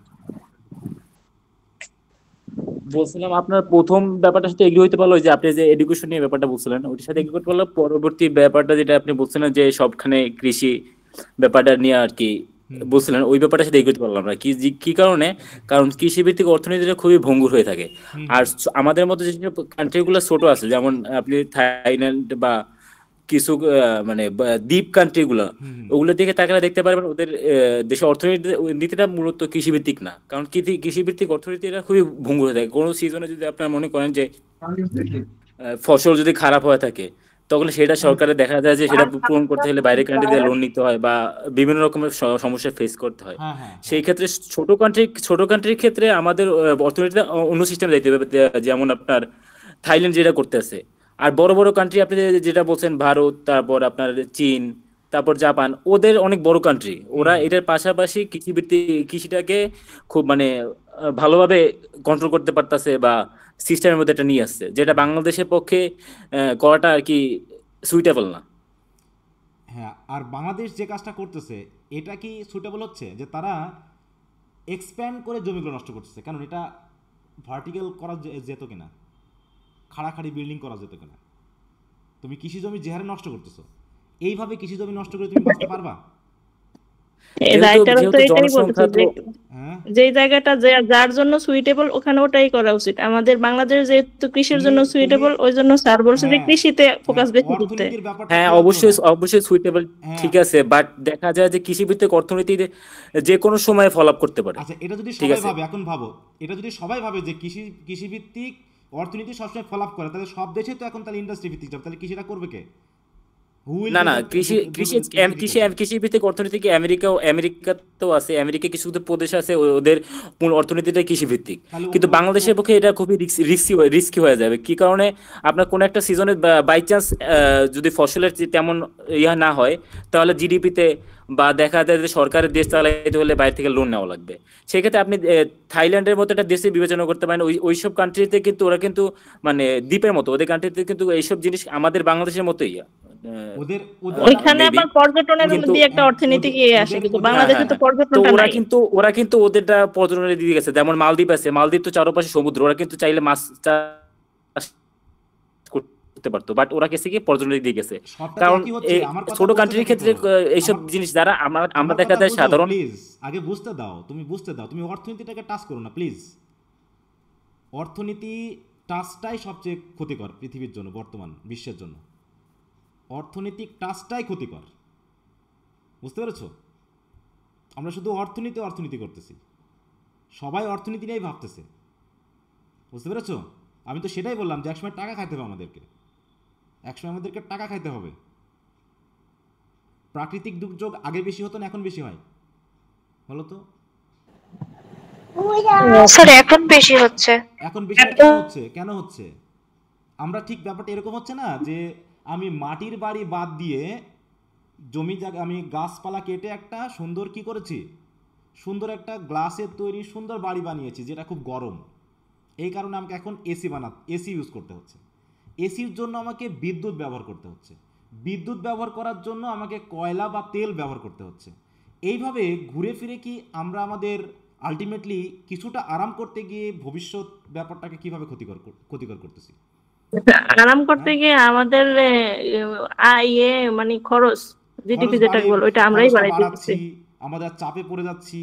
তারপরে হচ্ছে প্রাকৃতিক দুর্যোগ বেড়ে যাচ্ছে, আলটিমেটলি তো ক্ষতির দিকে যাচ্ছি। তুমি যেভাবে আমরা অর্থনীতি নিয়ে ভাবতেছি, বর্তমান বিশ্বটা যেভাবে অর্থনীতি নিয়ে ভাবতেছি, তুমি আর 10,000 বছর পরে ভাবো কি ঘটনা ঘটবে। আমি 10,000 বলে দিলাম। তাহলে 10,000 বছর পরে বাংলাদেশের অবস্থা কেমন হবে? বাংলাদেশ তো অর্থনৈতিকভাবে উন্নত হবে। অর্থ থাকবে হ্যাঁ, থাকবে থাকবে না। মনে করলাম খুব অর্থনৈতিক উন্নত হলো, তাহলে সে চালের দাম কত হবে? 10,000 টাকা কেজি দিয়ে তাকে চাল কিনতে হবে নাকি? তখন আবার ইন্ডাস্ট্রিয়াল রেভলিউশন শুরু করবে যে আগেরটাই ভালো ছিল। হ্যাঁ, ওই যে বললাম যে তখন কি হবে ব্যাপারটা এরকম ভাবে আমরা আগাচ্ছি, আমরা শুধু অর্থনীতি নিয়ে ভাবতেছি। এই যে জিডিপির কথাটাই আমার কাছে খুব খারাপ লাগে, জিডিপির গ্রোথ কথাটাই আমার কাছে খারাপ লাগে, বুঝতে পারছো? বরং যেখানে ভাবার কথা, একমাত্র ভুটান একটা দেশ আছে সারা বিশ্বের ভিতরে, তারা অর্থনীতি দিয়ে কিন্তু দেশের এই যে উন্নয়নটা ভাবে না। তারা কি নিয়ে ভাবে জানো? আমরা ভাবি না স্যার, জিডিপি, তাই তো, গ্রস ডোমেস্টিক প্রোডাক্ট, আর ওরা ভাবে জিডিএইচ, গ্রস ডোমেস্টিক হ্যাপিনেস, যে আমার দেশের মানুষ কত পরিমাণ মানুষ সুখে আছে সেটাকে তারা মনে করে। যে আমরা প্রতি বছর একটা করে করব, সার্ভে হবে, সেখানে 100 জন মানুষের মধ্যে কতজন মানুষ বলে যে আমরা সুখে আছি। অর্থনীতি তো একটা মানে কি বলবো, একটা অ্যাবস্ট্রাক্ট ধারণা। এটা তো অর্থনীতি একটা অ্যাবস্ট্রাক্ট ধারণা, এটা, এবং এটা হচ্ছে একটা মিথ্যা প্রতিযোগিতা, যে প্রতিযোগিতা দেশে বা সমাজে হয়। ঠিক আছে, আমার 10টা বিল্ডিং আছে, আমার 10টা ইন্ডাস্ট্রি আছে, আমি কোটিপতি, কিন্তু আদৌ কি আমি খুশি আছি? বা আমার পরিবারের লোকজন কি খুশি বা সুখে আছে? বলো, আলটিমেটলি বলো তো তুমি কি চাচ্ছিলা এখানে?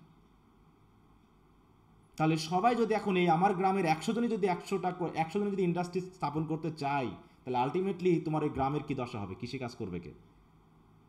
এবং তুমি ভাবতেছো হ্যাঁ স্যার ওই চায়না জাপানরা করবে, তা চায়না জাপানরা আমাদের থেকে প্রযুক্তিতে আরও এগিয়ে, তারা খুব তাড়াতাড়ি ওই কৃষি জমি তারাও শেষ করে ফেলবে।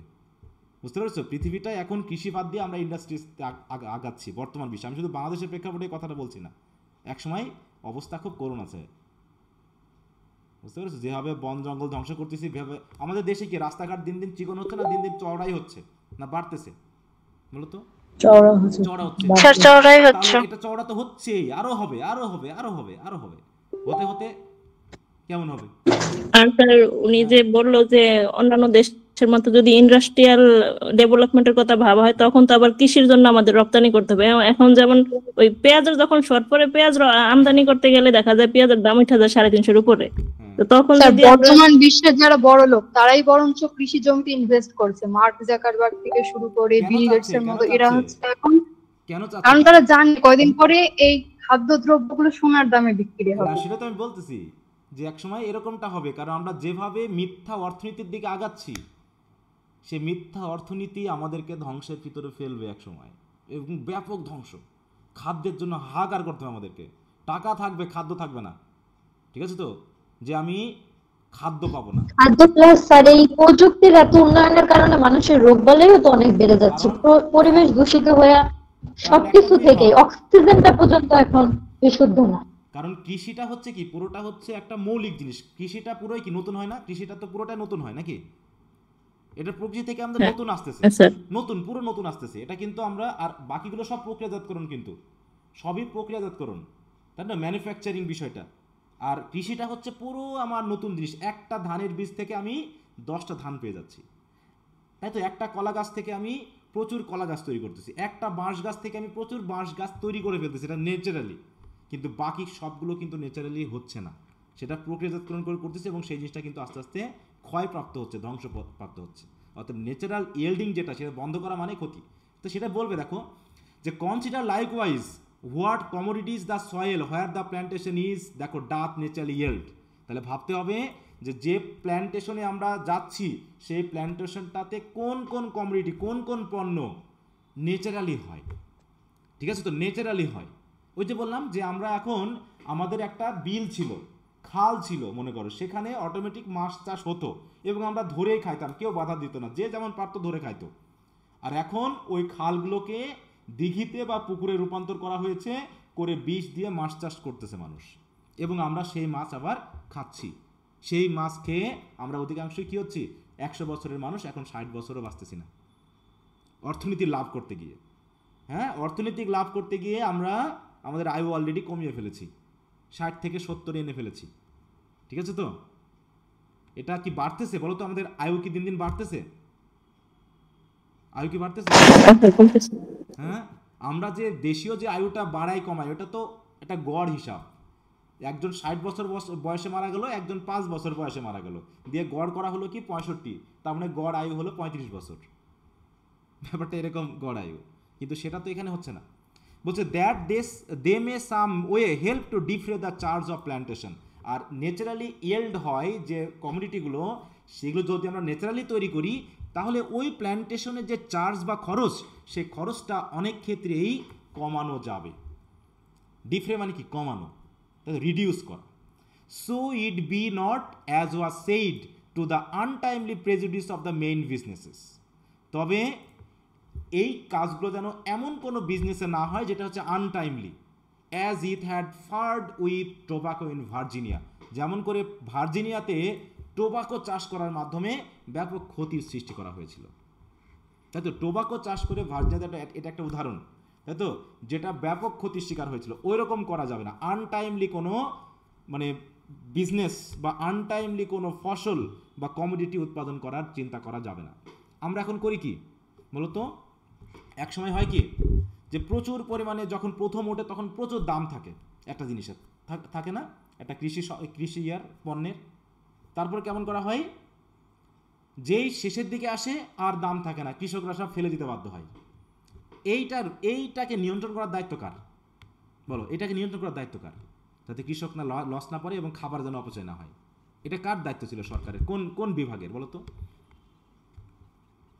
এটা সিন্ডিকেট গুলো। এটা হচ্ছে খাদ্য এবং কি বলবো, খাদ্য, কৃষি এই বিভাগের দায়িত্ব ছিল যে আমরা যে পরিমাণ ফসল উৎপাদন করেছি সেটাকে এই যে বলছেন এখানে যে রক্ষণাবেক্ষণ করতে হবে, তাই তো? এবং প্রপোর্শনেটলি সেটাকে কি করতে হবে? আমাদেরকে সবাইকে সরবরাহ করতে হবে। এখানে বললাম না সেই কথাটা, কোথায় জানো,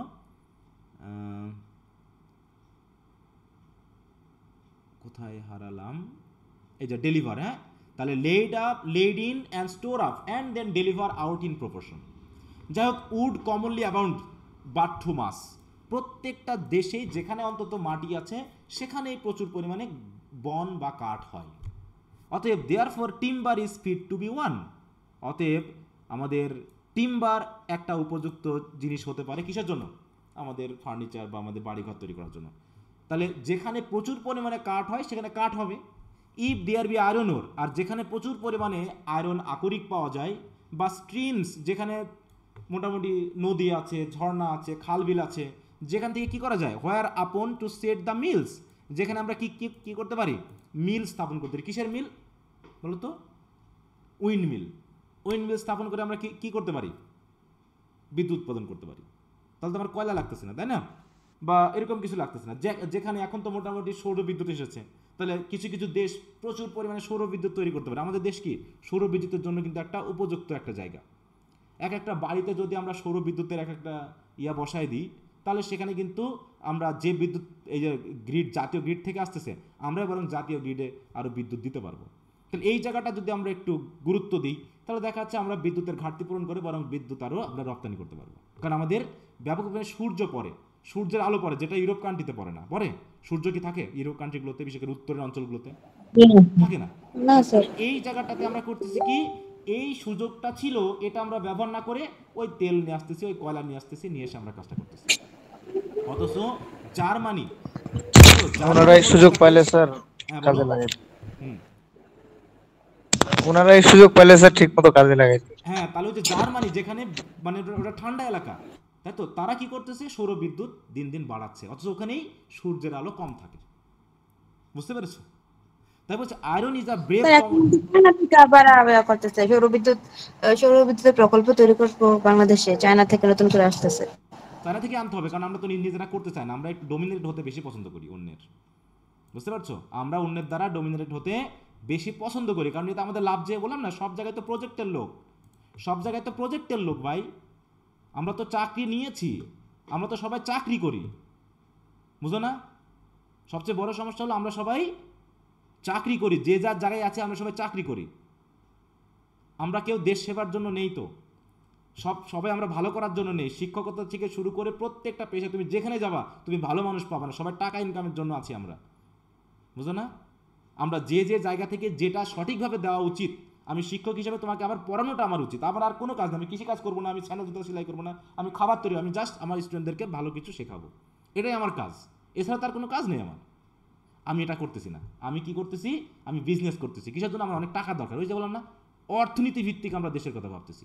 আমি টাকা ইনকাম করে সমাজে দেখাতে যাচ্ছি আমার অনেক টাকা আছে ভাই, কারণ আমি শিক্ষক হলেও আমার যদি টাকা না থাকে আমাকে সমাজে কেউ গুরুত্ব দিচ্ছে না, মুছতেছে না। তারপরে যে হচ্ছে মনে করো ওই যে কৃষি অফিসার আছে, সে কৃষিকাজ নিয়ে ভাবার তার টাইম নাই, ডেভেলপ করার টাইম নাই, সে আছে তার নিজের বিজনেস নিয়ে, তার অর্থনীতি নিয়ে। যে আছে সিভিল ইঞ্জিনিয়ারিং, সে আছে বিল্ডিং বাড়ি বানানো নিয়ে, আরে যত তাড়াতাড়ি বিল্ডিং ভাঙবে তত তার প্রজেক্ট ভালো হবে। এই তো আমরা সবাই আছি, এই কাজের জন্যই আমরা সবাই আছি। স্যার কৃষি অফিসার স্যুট বুট পরে আসে মাঠ পরিদর্শন করতে। সেটা তো বললাম যে আমাদের যে অবস্থান, সে অবস্থানে আমরা ভাই চাকরি করি, বুঝতে পারছি, আমরা চাকরি করি, আমরা টাই কোট পরে আমরা সাজতে চাই, আমরা কি বলে ওটাকে, সাহেব সাজতে চাই, সাহেব, উই আর দ্য সাহেবস, বুঝতে পেরেছ? আমরা আমাদের কর্মের জন্য নেই। আর সবাই আমরা হাইলি এডুকেটেড হব। আমি যখন তরকারি ঘুটবো তখন যেন আমি পিএইচডি ডিগ্রি করে তরকারি ঘুটি। আমাদের নাকি ওই খিচুড়ি রান্না করতেও বিদেশ থেকে ডিগ্রি নিতে হয়, বুঝো না?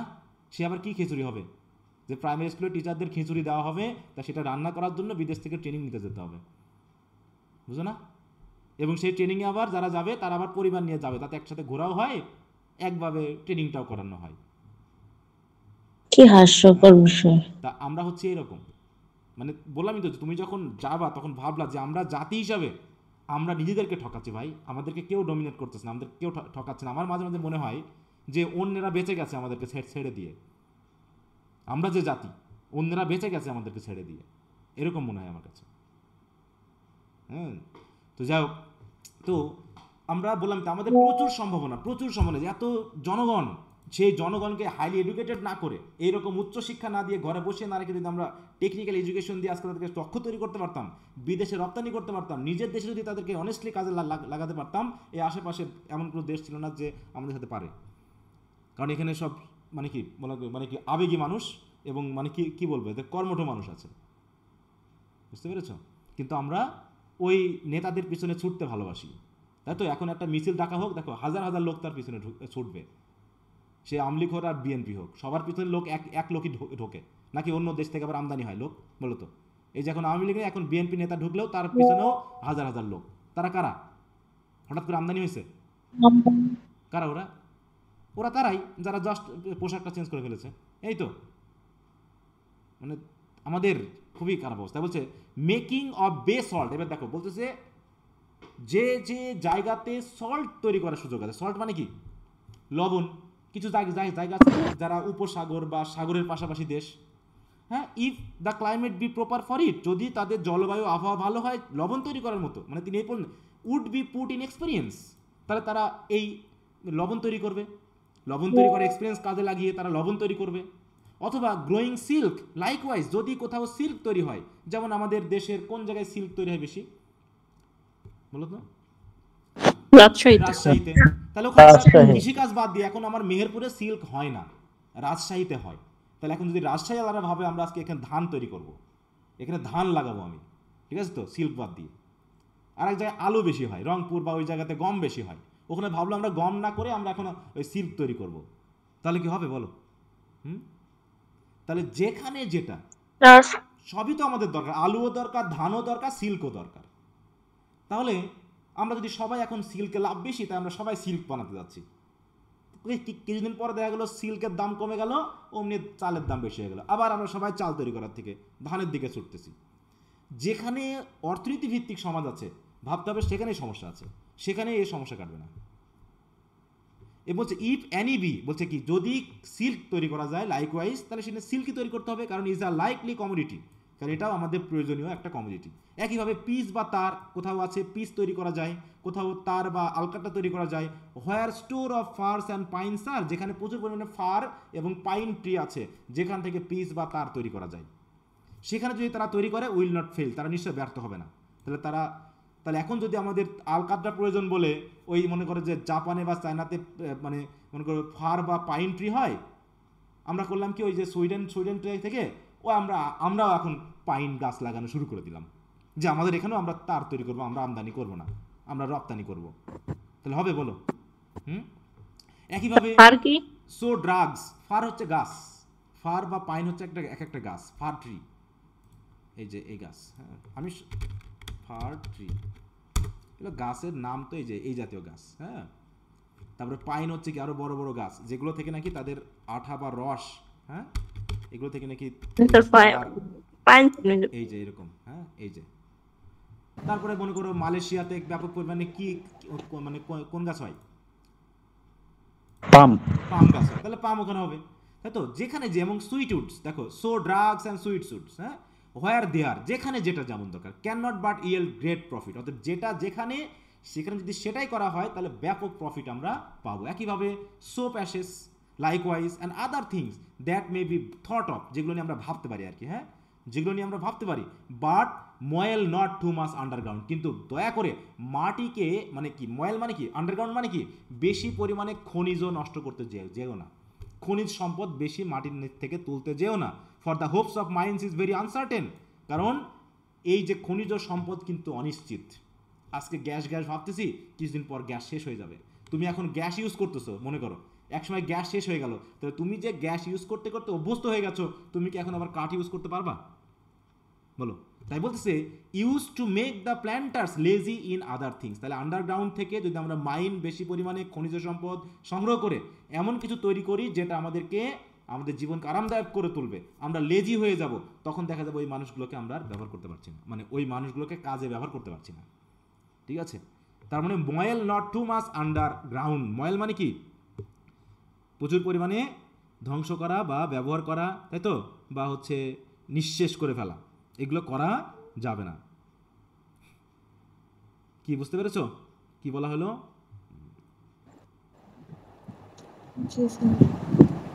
এবার বলা হচ্ছে কি, এবার হচ্ছে গভর্নমেন্টের দিকে, তাহলে এটা গেল কৃষিকাজ, তারপরে খনিজ সম্পদ, দেখো এক একটা স্টেপে কিন্তু তিনি এক একটা কথা বলছেন। এরপর কি বলা হচ্ছে ফর গভর্নমেন্ট, এবার বলছে সরকারের ক্ষেত্রে কি করা উচিত আমাদের, let it be in the hands of one, সরকার পরিচালনার দায়িত্ব হতে হবে একজনের হাতে, and assistant with some council, এবং তার পরামর্শের জন্য আরও কিছু কাউন্সিলর থাকতে পারে, and let them have commission to exercise martial laws, এবং যারা দায়িত্ব পালন করবে তাদের হাতেই আইন প্রয়োগের সর্বোচ্চ ক্ষমতা দিয়ে দিতে হবে, এবং উইথ সাম লিমিটেশন, কিন্তু লিমিটেশন সহ, একদম নিরঙ্কুশ ক্ষমতা দেওয়া যাবে না, কিছু লিমিট রেখেই তার হাতে ক্ষমতা দিতে হবে। And above all let men make that profit of being in the wilderness as they have God always, হ্যাঁ গডকে যেমন পায় মানুষ, আমরা যেমন আশা করি গডের বিশ্বাস, ঠিক ওইরকমভাবে সরকারের কাছ থেকেও মানুষ যেন ওরকমভাবে প্রফিট পাওয়ার আশা করতে পারে। And his service before their eyes, এবং ওই যে ওয়ান, যে ব্যক্তি সরকারের ক্ষমতায় আছে, সে যেন এমন সার্ভিস দেয় যাতে সবার চোখের সামনে তিনি থাকেন। মানে কি হিজ সার্ভিস বিফোর দেয়ার আইজ মানে কি তার সার্ভিসগুলো একদম জনগণের চোখের সামনে চলে আসবে, মানে তিনি সার্ভ করার জন্যই থাকবেন। যে দেশ পরিচালনা করবে সে শুধু শাসন করার জন্য থাকবে না, সে হচ্ছে জনগণকে তার সেবাগুলোকে তাদের দৌড় গোড়ায় এনে দেওয়ার জন্য থাকবে। এবং বলছে কি let not the government of the plantation depend upon too many counsellors and undertakers, তবে যে দেশ পরিচালনা করবে তাকে কিন্তু অতিমাত্রায় কাউন্সিলের উপর ডিপেন্ড করলে হবে না, অথবা আন্ডারটেকার্সের উপর ডিপেন্ড করলে হবে না, in the country that plant, হ্যাঁ তাহলে যেখানে যে প্ল্যান্টেশন ঘটেছে সেখানকার কাউন্সিলর বা আন্ডারটেকারের উপর তাকে বেশি নির্ভরশীল হওয়া যাবে না, বরং বাট আপনার টেম্পারেট নাম্বার, বরং কিছু সংখ্যক যারা সুবুদ্ধি তারা কেমন হবে দেখো, let those be rather nobleman and gentleman than merchant. আমাদের দেশের অধিকাংশ কি এমপি মিনিস্টাররা কি কেমন হয় বলো তো, শিক্ষিত মানুষ নাকি ব্যবসায়ী হয় বেশি? হ্যাঁ ব্যবসায়ী, তাহলে যে ব্যবসায়ী যে দেশের গোষ্ঠী শুদ্ধ উদ্ধার করে দিবে সেটা কিন্তু তিনি আগে বলে গেছেন, যে আমাদের দরকার হচ্ছে নোবেলম্যান এবং জেন্টলম্যান, নট মার্চেন্ট। মার্চেন্ট দিয়ে হবে না, কারণ কি ফর দ্য লুক ওভার, দেখো for look ever to the present gain, কারণ মার্চেন্টরা সবসময় লাভ খোঁজে, তাই তো তারা দায়িত্বে বসবে, ক্ষমতায় বসবে, এবং তাদের নিজের লাভ হয় কোনটা সেটাই ভাববে, যে কোন পণ্যের দামটা বাড়িয়ে দিলে আমাদের লাভ হবে, কোন পণ্যের দামটা কমিয়ে দিলে আমাদের লাভ হবে, সেটা নিয়ে সে ভাববে। অতএব তাকে আনাই যাবে না দেশ পরিচালনা, আনতে হবে যারা নোবেলম্যান, জেন্টলম্যান, ভদ্রলোক, সৎলোক, এদেরকে ছাড়া দেশ পরিচালনা গেলে তোমার দেশের অবস্থা খারাপ আছে। দেখি বুঝতে পেরেছো কথা? আর আমাদের তো এমপি মিনিস্টারের অভাব নেই, হ্যাঁ। এক জেলায় এক জেলার প্রধানকে বলো তো কতজনদের দায়িত্ব থাকে। একবার একটা মিটিংয়ে গেছিলাম, তো সেখানে হয়েছে কি, একটা জায়গাতে রাস্তার পাশে একটা বালি আছে, বালি রাখা আছে। এখন ওই বালি সরাতে বলবে এটাকে, সে কি ডিসি বলবে, সে কি ইওনো বলবে, সে কি চেয়ারম্যান বলবে, সেখানে মানে মেয়র বলবে, মানে এখন সবাই নাকি ওইখানে যে মেম্বার আছে সে বলবে, মানে কেউ সিদ্ধান্ত নিতে পারেনি এটা কার দায়িত্ব। আমি অবাক হয়ে গেলাম ওই জায়গাতে, যে একটা শহরের একটা রাস্তার উপর বালি রাখা হয়েছে, সেখানে জনগণের চলাচলে অসুবিধা হচ্ছে, তাহলে এইটা বালিটা সরানোর জন্য কে বলবে, এই দায়িত্বটা কার? কারণ এই শহরের দায়িত্বে তো মেয়র যেমন আছে, আবার এই শহরের জন্য চেয়ারম্যান আছে, আবার এই শহরের জন্য থানা আছে, প্রধান আছে, তারপর এর জন্য ইওনো আছে, তারপর এর জন্য আবার ডিসি আছে, এর উপরে আবার মন্ত্রী বা এমপি আছে। বুঝতে পেরেছ? তাহলে কার দায়িত্ব এটা? কে বলবে এই কাজটা? কিন্তু কেউ তো অন্যের কাছে খারাপ হতে চায় না, তাহলে কে দেখবে এটা বলো? তাহলে এই যখন অনেক বেশি কাউন্সিলর হবে না, তখন অবস্থা খারাপ আছে, যেগুলো আমরা প্র্যাকটিক্যাল এক্সাম্পল বিভিন্ন জায়গায় গেলে পাই। অধিক সন্ন্যাসীতে কি নষ্ট জানো? গাজন নষ্ট। হ্যাঁ, আর এটার ইংরেজি বলা হচ্ছে কি, সো ম্যানি কুক কি করে, কক স্পয়েল দ্য ব্রোথ। হ্যাঁ, কক, হ্যাঁ, একটা যদি মানে কক যদি বেশি হয়, তাই তো, আর হেন যদি কম হয়, তাহলে বিপদ আছে। তো এখানে সেই অবস্থা। আচ্ছা, তারপর কথা বললাম, let there be freedoms from custom till the plantation be of strength. এবং বলছে কাস্টম মানে কি, এই যে ট্যাক্স টুক্স এইগুলো, হ্যাঁ, বলছে let there be freedoms from custom till the plantation of be of strength. মানে ওই প্ল্যান্টেশনটা একটা নির্দিষ্ট শক্তিতে, অর্থনৈতিকভাবে বা জনগণের মানে জীবন ধারণে একটা নির্দিষ্ট পরিমাণ শক্তিতে আসার আগ পর্যন্ত, তাই তো, জনগণকে ট্যাক্স প্রদানে বা এইগুলো প্রদানেতে ফ্রিডম দিয়ে যেতে হবে।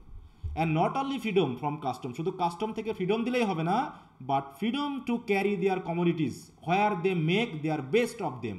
এবং তারা তাদের কমিউনিটিগুলো যেন নিজের মতো করে বহন করতে পারে, মানে কি, যেখানে খুশি তারা সেখানে নিয়ে যেতে পারে, যেভাবে খুশি তারা সেভাবে উৎপাদন করতে পারে। Except there be some special caution, a cause of caution, যদি না, এক্সেপ্ট মানে কি, যদি না কোনো স্পেশাল সতর্কতা ব্যবস্থা থাকে। তাহলে যদি সতর্ক বা কোনো জায়গায় সতর্কতা নিতে হবে এরকম যদি ব্যবস্থা থাকে, সেখানে ফ্রিডমটা কিছু কমানো যেতে পারে। কিন্তু যেখানে এরকম কোনো ব্যবস্থা মানে সমস্যা নেই, সম্ভাবনা নেই, তাহলে সেখানে জনগণকে ফ্রিডম দিয়ে যেতে হবে। এবং বলা হচ্ছে cram not in people by sending too fast company after company. কোনো একটা জায়গাতে মনে করো আমরা যেটা রোহিঙ্গাদের ভাবছি, মনে করো ওদের জন্য একটা এলাকা দিয়ে দেওয়া হয়েছে, যে জায়গায় ওরা থাকুক। এখন যদি দলের পর দল এনে লোক এনে যদি ওই জায়গায় আমরা ক্র্যাম করে ফেলি, মানে কি একদম বোঝাই করে ফেলি জনগণে, তাহলে ওরা থাকতে পারবে বলো তো? একসাথে থাকতে পারবে? তাহলে কি হবে, ওই জায়গায় জনবহুল হয়ে যাবে এবং মানুষ স্বাধীনভাবে বসবাস করতে পারবে না। কি সবাই লাইনে আছো তো নাকি? হ্যাঁ স্যার। তাই বলছে দেখো, but rather hearken how they waste, বরং ভাবো যে তারা কিভাবে সম্পদের অপচয় করতেছে, এবং সেন্ড সাপ্লাইজ প্রপোর্শনেবলি, যাতে তারা নষ্ট করতে না পারে, অপচয় করতে না পারে, সেই অনুপাতে যেন পাঠানো হয়। But so as the number may live well in the plantation, এবং যে পরিমাণ জনগণ ওই প্ল্যান্টেশনে বসবাস করার মতো যেন সেই কজনই থাকে। কারণ কি, not by surcharge be in parity, কারণ অতিরিক্ত জনগণ হয়ে গেলে সেখানে দারিদ্রতা শুরু হয়ে যাবে। তাহলে যেখানে জনগণ বেশি কিন্তু সম্পদ কম, সেখানে দারিদ্রতা বেশি হয়ে যাবে। অতএব যেখানে জনগণ যে পরিমাণ থাকার কথা তার থেকে সেখানে বেশি জনগণ পাঠানো যাবে না বা ওখানে রাখা যাবে না। সুতরাং it had been a great endanger to the health of some plantation, কিছু কিছু প্ল্যান্টেশনের স্বাস্থ্যের ব্যাপক ক্ষতি হয়েছে। কিসের কারণে? That they have build along the sea and river, কারণ অনেক প্ল্যান্টেশন আছে, দেশ আছে যেগুলো সমুদ্রের পাশে তৈরি। ইন মার্শ আর আনহোলসাম গ্রাউন্ডস, অনেকটা মার্শি ল্যান্ড মানে অনেকটা ডোবানালার কাছে, অথবা মানে যেটা অস্বাস্থ্যকর গ্রাউন্ড, সেখানে অনেক প্ল্যান্টেশন তৈরি করা হয়েছে। এ কারণে ওইখানে যারা থাকে, যে জনগণ থাকে, তাদের স্বাস্থ্যের অনেক ধরনের বিপত্তি ঘটে। Therefore though you begin there to avoid carriage and other like commodities. তাহলে তুমি কি করতে পারো, যেহেতু নদী নালাগুলো অনেক ক্ষেত্রে সুবিধা হতো তৎকালীন মালামাল বহন করতে, নাকি, যদিও তাই বলছে কি, দো ইউ বিগিন দেয়ার, মানে তুমি হয়তোবা ওই নদী নালা সমুদ্র এগুলোকে তুমি পণ্য মালামালের কাজে ব্যবহার করতে পারো, কিন্তু দেখো other like communities yet build still rather upward from the stream than along. অতএব তুমি যদি ওই শহর গড়তে চাও, সেই শহরগুলোকে সমুদ্রের বা নদীর পাশাপাশি না করে যতটুকু পারা যায় আরও উঁচুতে করা উচিত, মানে দূরে করা উচিত, তাই তো, ফ্রম দ্য স্ট্রিম। তাহলে build still rather upwards from the stream than along. Along মানে কি, তার বরাবর নাকি, সেখানে না করে আমরা অনেক দূরে করতে পারি। কারণ কি, it concerns likewise the health of the plantation, কারণ এটা ওই প্ল্যান্টেশনের স্বাস্থ্যের ক্ষতি করে। এই প্ল্যান্টেশন মানে কি, আমরা শুধু কি ওই জমি জায়গা বা দেশকে বুঝবো নাকি জনগণকে বোঝানো হচ্ছে এখানে এই প্ল্যান্টেশন দিয়ে? ওইখানকার কোনটাকে বোঝানো হচ্ছে? স্যার জনগণকে বোঝানো হচ্ছে। হ্যাঁ, জনগণকে বোঝানো হচ্ছে, তাই না? হ্যাঁ। And that they have good store of salt with them, এবং সাথে তাদের অবশ্যই সল্ট থাকতে হবে। That they may use it in their victuals when it is necessary, মানে খাবারে যেন তারা সল্ট ব্যবহার করতে পারেন। কারণ সল্ট কিন্তু একটা মানে ঔষধি বলা যায় এটাকে, ঠিক আছে তো? কারণ সল্ট মাখিয়ে দেখবা যে অনেক কিছু রাখলে পারে জীবাণু হয় না, তাই না? মাছ টাছ রাখে না অনেক সময় লবণ মাখিয়ে, বা অনেক সময় মৃত বডি করার জন্য হ্যাঁ ভালো একটা উপাদান, এই জন্য ওইটাই বারবার তিনি জোর দিচ্ছেন। মানে তখনকার চিকিৎসাবিদ্যা এত উন্নত ছিল না, তিনি সল্টটাকে কিন্তু বারবার গুরুত্ব দিচ্ছেন, যেন সল্ট যথেষ্ট পরিমাণ রাখা, এটা খাবারে যেমন তিনি তাদের স্বাস্থ্যের উন্নয়নের জন্য এটা রাখা হয়। ওকে, শেষের দিকে তো আমরা নাকি। এবার if you plant where savages are যদি তুমি এমন এক জায়গায় প্ল্যান্টেশন করো যেখানে স্যাভেজ পিপল বসবাস করে। স্যাভেজ মানে বুঝো তো, মানে ওদের অধিকাংশ মানুষ হচ্ছে কি অশিক্ষিত, অমার্জিত, বর্বর, অসভ্য জাতীয়, এদের এখানে, তাই তো? তাই বলছে ইফ ইউ প্ল্যান্ট, তাহলে এমন এক জায়গায় যদি স্থাপন করো যেখানে আদিবাসীরা কি অধিকাংশ ক্ষেত্রে হচ্ছে savage, and do not only entertain them with trifle, use them justly and gracious. তাই বলছে do not entertain them with trifles, তাদেরকে যেন ওই তুচ্ছ তাচ্ছিল্য করার প্রয়োজন নেই, বরং ইউজ দেম জাস্টলি, তাদেরকে যথাযথভাবে এবং গ্রেশাসলি যাতে আমরা ব্যবহার করি তাদের সাথে, ঠিক আছে? তাদেরকে ব্যবহার করি বা তাদের সাথে আচরণ করি। উইথ সাফিসিয়েন্ট গার্ড নেভারথলেস, তবে নিজেদেরকে যথেষ্ট পরিমাণে কী করতে হবে? সতর্কতা নিয়ে তাদের সাথে আচরণ করতে হবে। Do not win their favour by helping them to invade their enemies, বরং এইখানে একটা সুন্দর কথা বলেছে, কখনো তোমার শত্রুকে পরাজিত করার জন্য যাতে তুমি তোমার ওই জাতীয় স্যাভেজ পিপলদেরকে ব্যবহার করো না, কারণ তারাও কিন্তু তোমার বিরুদ্ধে একসময় চলে আসবে। তাই হচ্ছে do not win their favour by helping them to invade their enemies, মানে তাদের শত্রুকে পরাজিত করে তাদেরকে হেল্প করার বা তাদের অনুগ্রহ পাওয়ার দরকার নেই। But for their defence it is not Amiss, বরং তাদেরকে রক্ষা করার জন্য এমন কিছু করো না যেটা কি হয়ে যায়, একদম মানে কি হলো, অ্যামিস হয়ে যায়। অ্যামিস মানে কি, মানে পুরো এলোমেলো হয়ে যায়, তাই তো? নিরাপত্তা ব্যবস্থা নষ্ট হয়ে যায় এরকম। And send off them over to the country that plants that they may see a better condition than their own. হ্যাঁ, এবং যদি সম্ভব হয়, যদি ডিসপ্লেস করতেই হয় তাদেরকে কোনো দেশ থেকে, তাহলে যেখানে তুমি তাদেরকে পাঠাবে তারা যেন তাদের আগের কান্ট্রি থেকে আর একটা বেটার কান্ট্রিতে তাদেরকে যাতে নিয়ে যাওয়া হয়। তাহলে send off them over to the country that plants that they may see a better condition than their own, আগে যেটা ছিল তার থেকে যেন বেটার কন্ডিশনে তারা যেন থাকতে পারে। And command it when they return, ঠিক আছে তো? এবং তাদেরকে জানাও, তাদেরকে কমান্ড করে তারা যেন আবার ফিরে আসে, তাই তো? তারা অভিজ্ঞতা নিয়ে আসে, এই অভিজ্ঞতা নিয়ে যেন নিজের কান্ট্রিকে তারা যেন ডেভেলপ করতে পারে।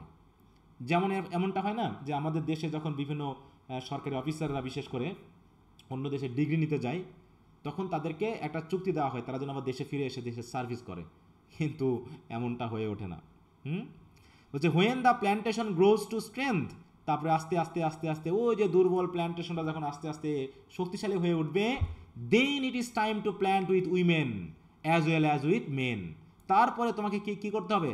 উইমেনদেরকে এখানে নিয়ে আসতে হবে, যাতে কি হয়, that the plantation may spread into generation, যাতে এখানে জেনারেশন আরও বাড়তে থাকে। Not be ever pieced from without, হ্যাঁ, যাতে এই ইয়াটা মানে কি বলবো, এই কি বলবো, প্ল্যান্টেশনটা যাতে কি না হয়, পিস না হয়ে যায়। নট এভার বি পিস মানে কি, একদম ধ্বংস না হয়ে যায়, নষ্ট না হয়ে যায়, টুকরা টুকরা না হয়ে যায়, নাকি এরকম একটা বিষয়। কি কথা বুঝতে পেরেছো?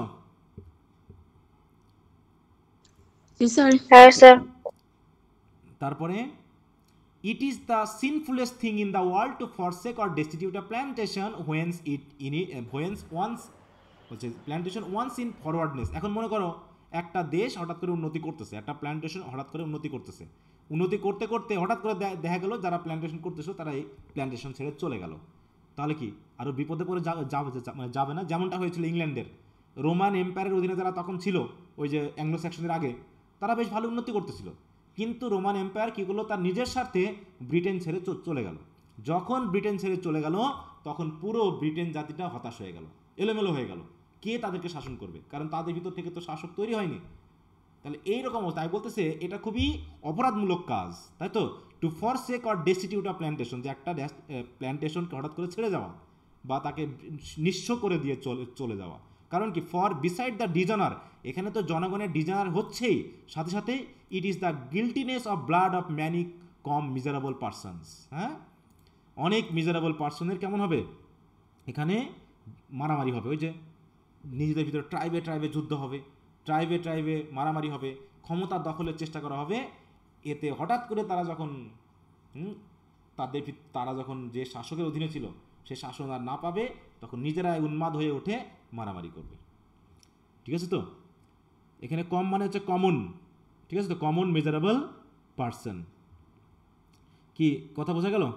কি বলা হলো এখানে? তা এই হলো আমাদের কথাটা। তো আশা করি কিছু তত্ত্ব বুঝতে পেরেছি। এখানে আমরা মোটামুটি একটু তর্ক বিতর্ক করলাম, এখানে ঠিক বেঠিক সব কিছু থাকতে পারে, তবে আমরা যেটুকু করেছি সেটা হলো আমাদের এই প্ল্যান্টেশন এইটা বোঝার স্বার্থে, বাকিটা এখন দেশ যেভাবে বুঝতে পারে। তো কি সবাই আছো লাইনে, না চলে গেছো? না স্যার আছে।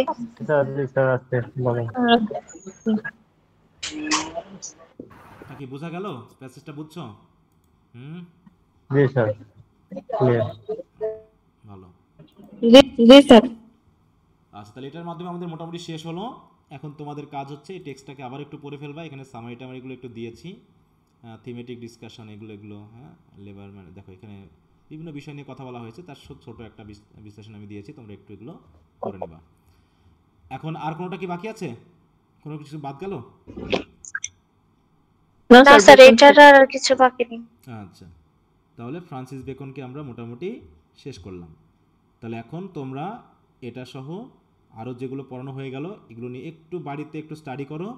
যদি কোনোটা সমস্যা থাকে তাহলে আগামী ক্লাসে আমরা আলোচনা করব। তারপরে আমরা পরবর্তী যেটা আছে জোসেফ অ্যান্ড এডিসন, তাই তো, জোসেফ এডিসন অ্যান্ড স্টিল, ওটা নিয়ে আমরা আলোচনা করব। ঠিক আছে,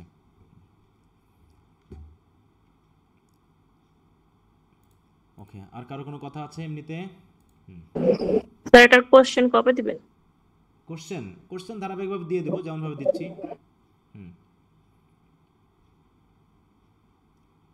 আগেগুলো সব দেওয়া হয়েছে না, যেগুলো পর্যন্ত ছিল দিয়ে দিয়েছি সবগুলো, যেগুলো আজকে তো স্যার নোবেলের এক্সাম ছিল, তো ওখানে এক্সামের যে কোশ্চেনগুলো দেখলাম আপনি যে দিয়েছেন কোশ্চেনগুলোর ভিতর থেকে অনেকগুলো আসছে। কোনোটাই আসছে কোনোটাই আসছে না, ওগুলো ওই জন্য বললাম একটু সময় নিতে হবে, পরীক্ষাটা শেষ হয়ে যাক, তারপরে আপডেট করে তখন দিব। ওই জন্য তো আপডেট করে তারপরে দিতে হবে, তাই না? তাহলে তো তোমরা অনেক কিছু পড়ে ফেলবা যেগুলো পরীক্ষায় চলে আসছে। এই স্যার অরণ্যক থেকে স্কেচ দ্য লাইফ অফ আসছে, অরণ্যক আসছে, তারপরে ব্রিফও দেখলাম কয়েকটা আসছে। আমি দেখি না আসলে কোশ্চেনটা, যাক ওটা সমস্যা নেই, আমি আপডেট করে দিব। হ্যাঁ, কমন আনকমন সব মিলেই পরীক্ষা হচ্ছে, অতএব টেক্সট ভালো করে পড়ো যাতে পরীক্ষাগুলো ভালো মতো দিতে পারো। এই যেমন করে আমরা যে ফ্রান্সিস বেকন থেকে পড়লাম, এখান থেকে এর ভিতর থেকে কি কোশ্চেন আসতে পারে ব্রিফ যে তুমি পারবা না যদি তুমি টেক্সটগুলো ঠিক মতো পড়ো, এর বাইরে আর কি দিতে পারে বলো? না স্যার, দিয়ে ওরকম আটকানো, যদি আবার ফ্রান্সিস বেকনের লাইফ থেকে কিছু চলে আসে তাহলে একটু আটকানো যাবে। কম আসে, ওগুলো থেকে খুব কম আসে, আমরা তো দেখতেছি টেক্সটের বাইরে লাইফস্টাইল নিয়ে কোশ্চেন খুবই কম আসে। ঠিক আছে, কারণ এখানেই প্রচুর, কারণ ওটা ফার্স্ট ইয়ার সেকেন্ড ইয়ার আসলেও থার্ড ইয়ার ফোর্থ ইয়ারে এমনি টেক্সটের ভিতরেই ব্যাপক, বাইরে আর যাওয়ার প্রয়োজন পড়ে না খুব একটা। ঠিক আছে, তো এই জন্য প্রত্যেকটা টেক্সট আমরা ভালো করে যেহেতু পড়ছি, তোমরা একটু আমি পড়িয়ে দিলে তোমাদের পড়া যদি শেষ হয়ে যায় তাহলে বিপদ আছে। কিন্তু তোমরা একটু, আমি একবার পড়াবো তোমরা 10 বার পড়বা, ঠিক আছে তো, দিয়ে ওইটাকে একদম তুলোধনা করে ফেলবা, দিয়ে যাতে একদম মগজে থাকে, হ্যাঁ, তাহলেই ভালো রেজাল্ট সম্ভব। তাছাড়া আমি যেগুলো দিই, হ্যাঁ, ওখানে তো দিচ্ছি ওগুলো তোমাদেরকে স্টাডি করার জন্য, একটু ফোকাস দেওয়ার জন্য, কিন্তু আলটিমেটলি তোমাকে টেক্সট পড়তে হবে ভালো করার জন্য, কারণ আমি তো আর হাজারও কিছু দিয়ে যেতে পারবো না, তাই না? ওখান থেকে হয়তো দেখা যাচ্ছে তুমি 60, ভাবতে হবে যে আমরা যেগুলো পড়তেছি তার ভিতরে 60 to 70% আমরা কমন পাবো। 100% কমনের আশা নিয়ে পরীক্ষা হলে গেলে তোমার বিপদ আছে। আর একটা কোশ্চেন ছিল, অরণ্যক যেমন কিছুটা ট্রু স্টোরির উপর বেসিস ছিল, রবিনসন ক্রুশোটাও কি ওরকম? পড়লাম যে দেখলাম সেই ওরকমই দেখা যায়। বুঝলাম না আবার বলো। রবিনসন ক্রুশোটাও কি কোনোভাবে ট্রু স্টোরি বেস করে হয়েছে? ট্রু স্টোরি বলা হয়ে থাকে, হ্যাঁ, প্রত্যেকটা ঘটনার ব্যাকওয়ার্ডে কিছু না কিছু আছে, হ্যাঁ, ওটাও কোনো একজনের ওইরকম একটি নৌকা ভ্রমণ ছিল, ঠিক আছে, তো তার গল্প থেকে নিয়েই ওটাকে রাইটার একটু বানিয়ে ছানিয়ে কল্পনা দিয়ে আরো বড় করার চেষ্টা করেছেন। স্যার, আর রবিনসন ক্রুশোর আইডিয়াটা নাকি ড্যানিয়েল ডিফোর একজন ফ্রেন্ড ওনাকে দিছিল। ওটাই তো বললাম যে ওখান থেকেই পাওয়া। ওগুলো নিয়ে তো পরের বিষয়, আগে টেক্সটের ভিতরে টেক্সটটা পড়ে ফেলো, ঠিক আছে, তো গল্পের সোর্স কি না সোর্স ওগুলো আমরা ভাবার দরকার নেই, আমার গল্পটা আগে দরকার, ঠিক আছে। তো প্রথম থেকে যে এরকম প্ল্যানেশনের বিভিন্ন এগুলো দেখালো, ওই জন্যই বললাম আর কি ট্রু স্টোরি নাকি। ওটা যখন রবিনসন না, ট্রু স্টোরি তো পুরোপুরি না, ওখান থেকে জাস্ট একটা আইডিয়া নিয়ে তৈরি করা, এই ওটা নিয়ে ভাবার কিছু কারণ নেই। একদম পুরোপুরি তুমি সত্য ঘটনা পাবা না। তাহলে স্যার এটাও কি নোবেলা হবে? না, এটা নভেল, এটা বিশাল, তো এটা বড় না, এটা তো বড়। হ্যাঁ স্যার, অনেক। তোমাদের ওটার ভিতরে শুধু নভেলা হচ্ছে শুধু ওই অরণ্যকটা, বাকি সব নভেল 3-4টা আছে না।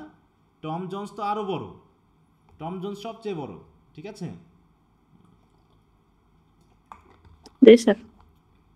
আচ্ছা, তো ঠিক আছে, তো সবাই পড়তে থাকো, ভালো, তো সবাই ভালো থাকো, আজকের মতো এখানেই, গুড নাইট।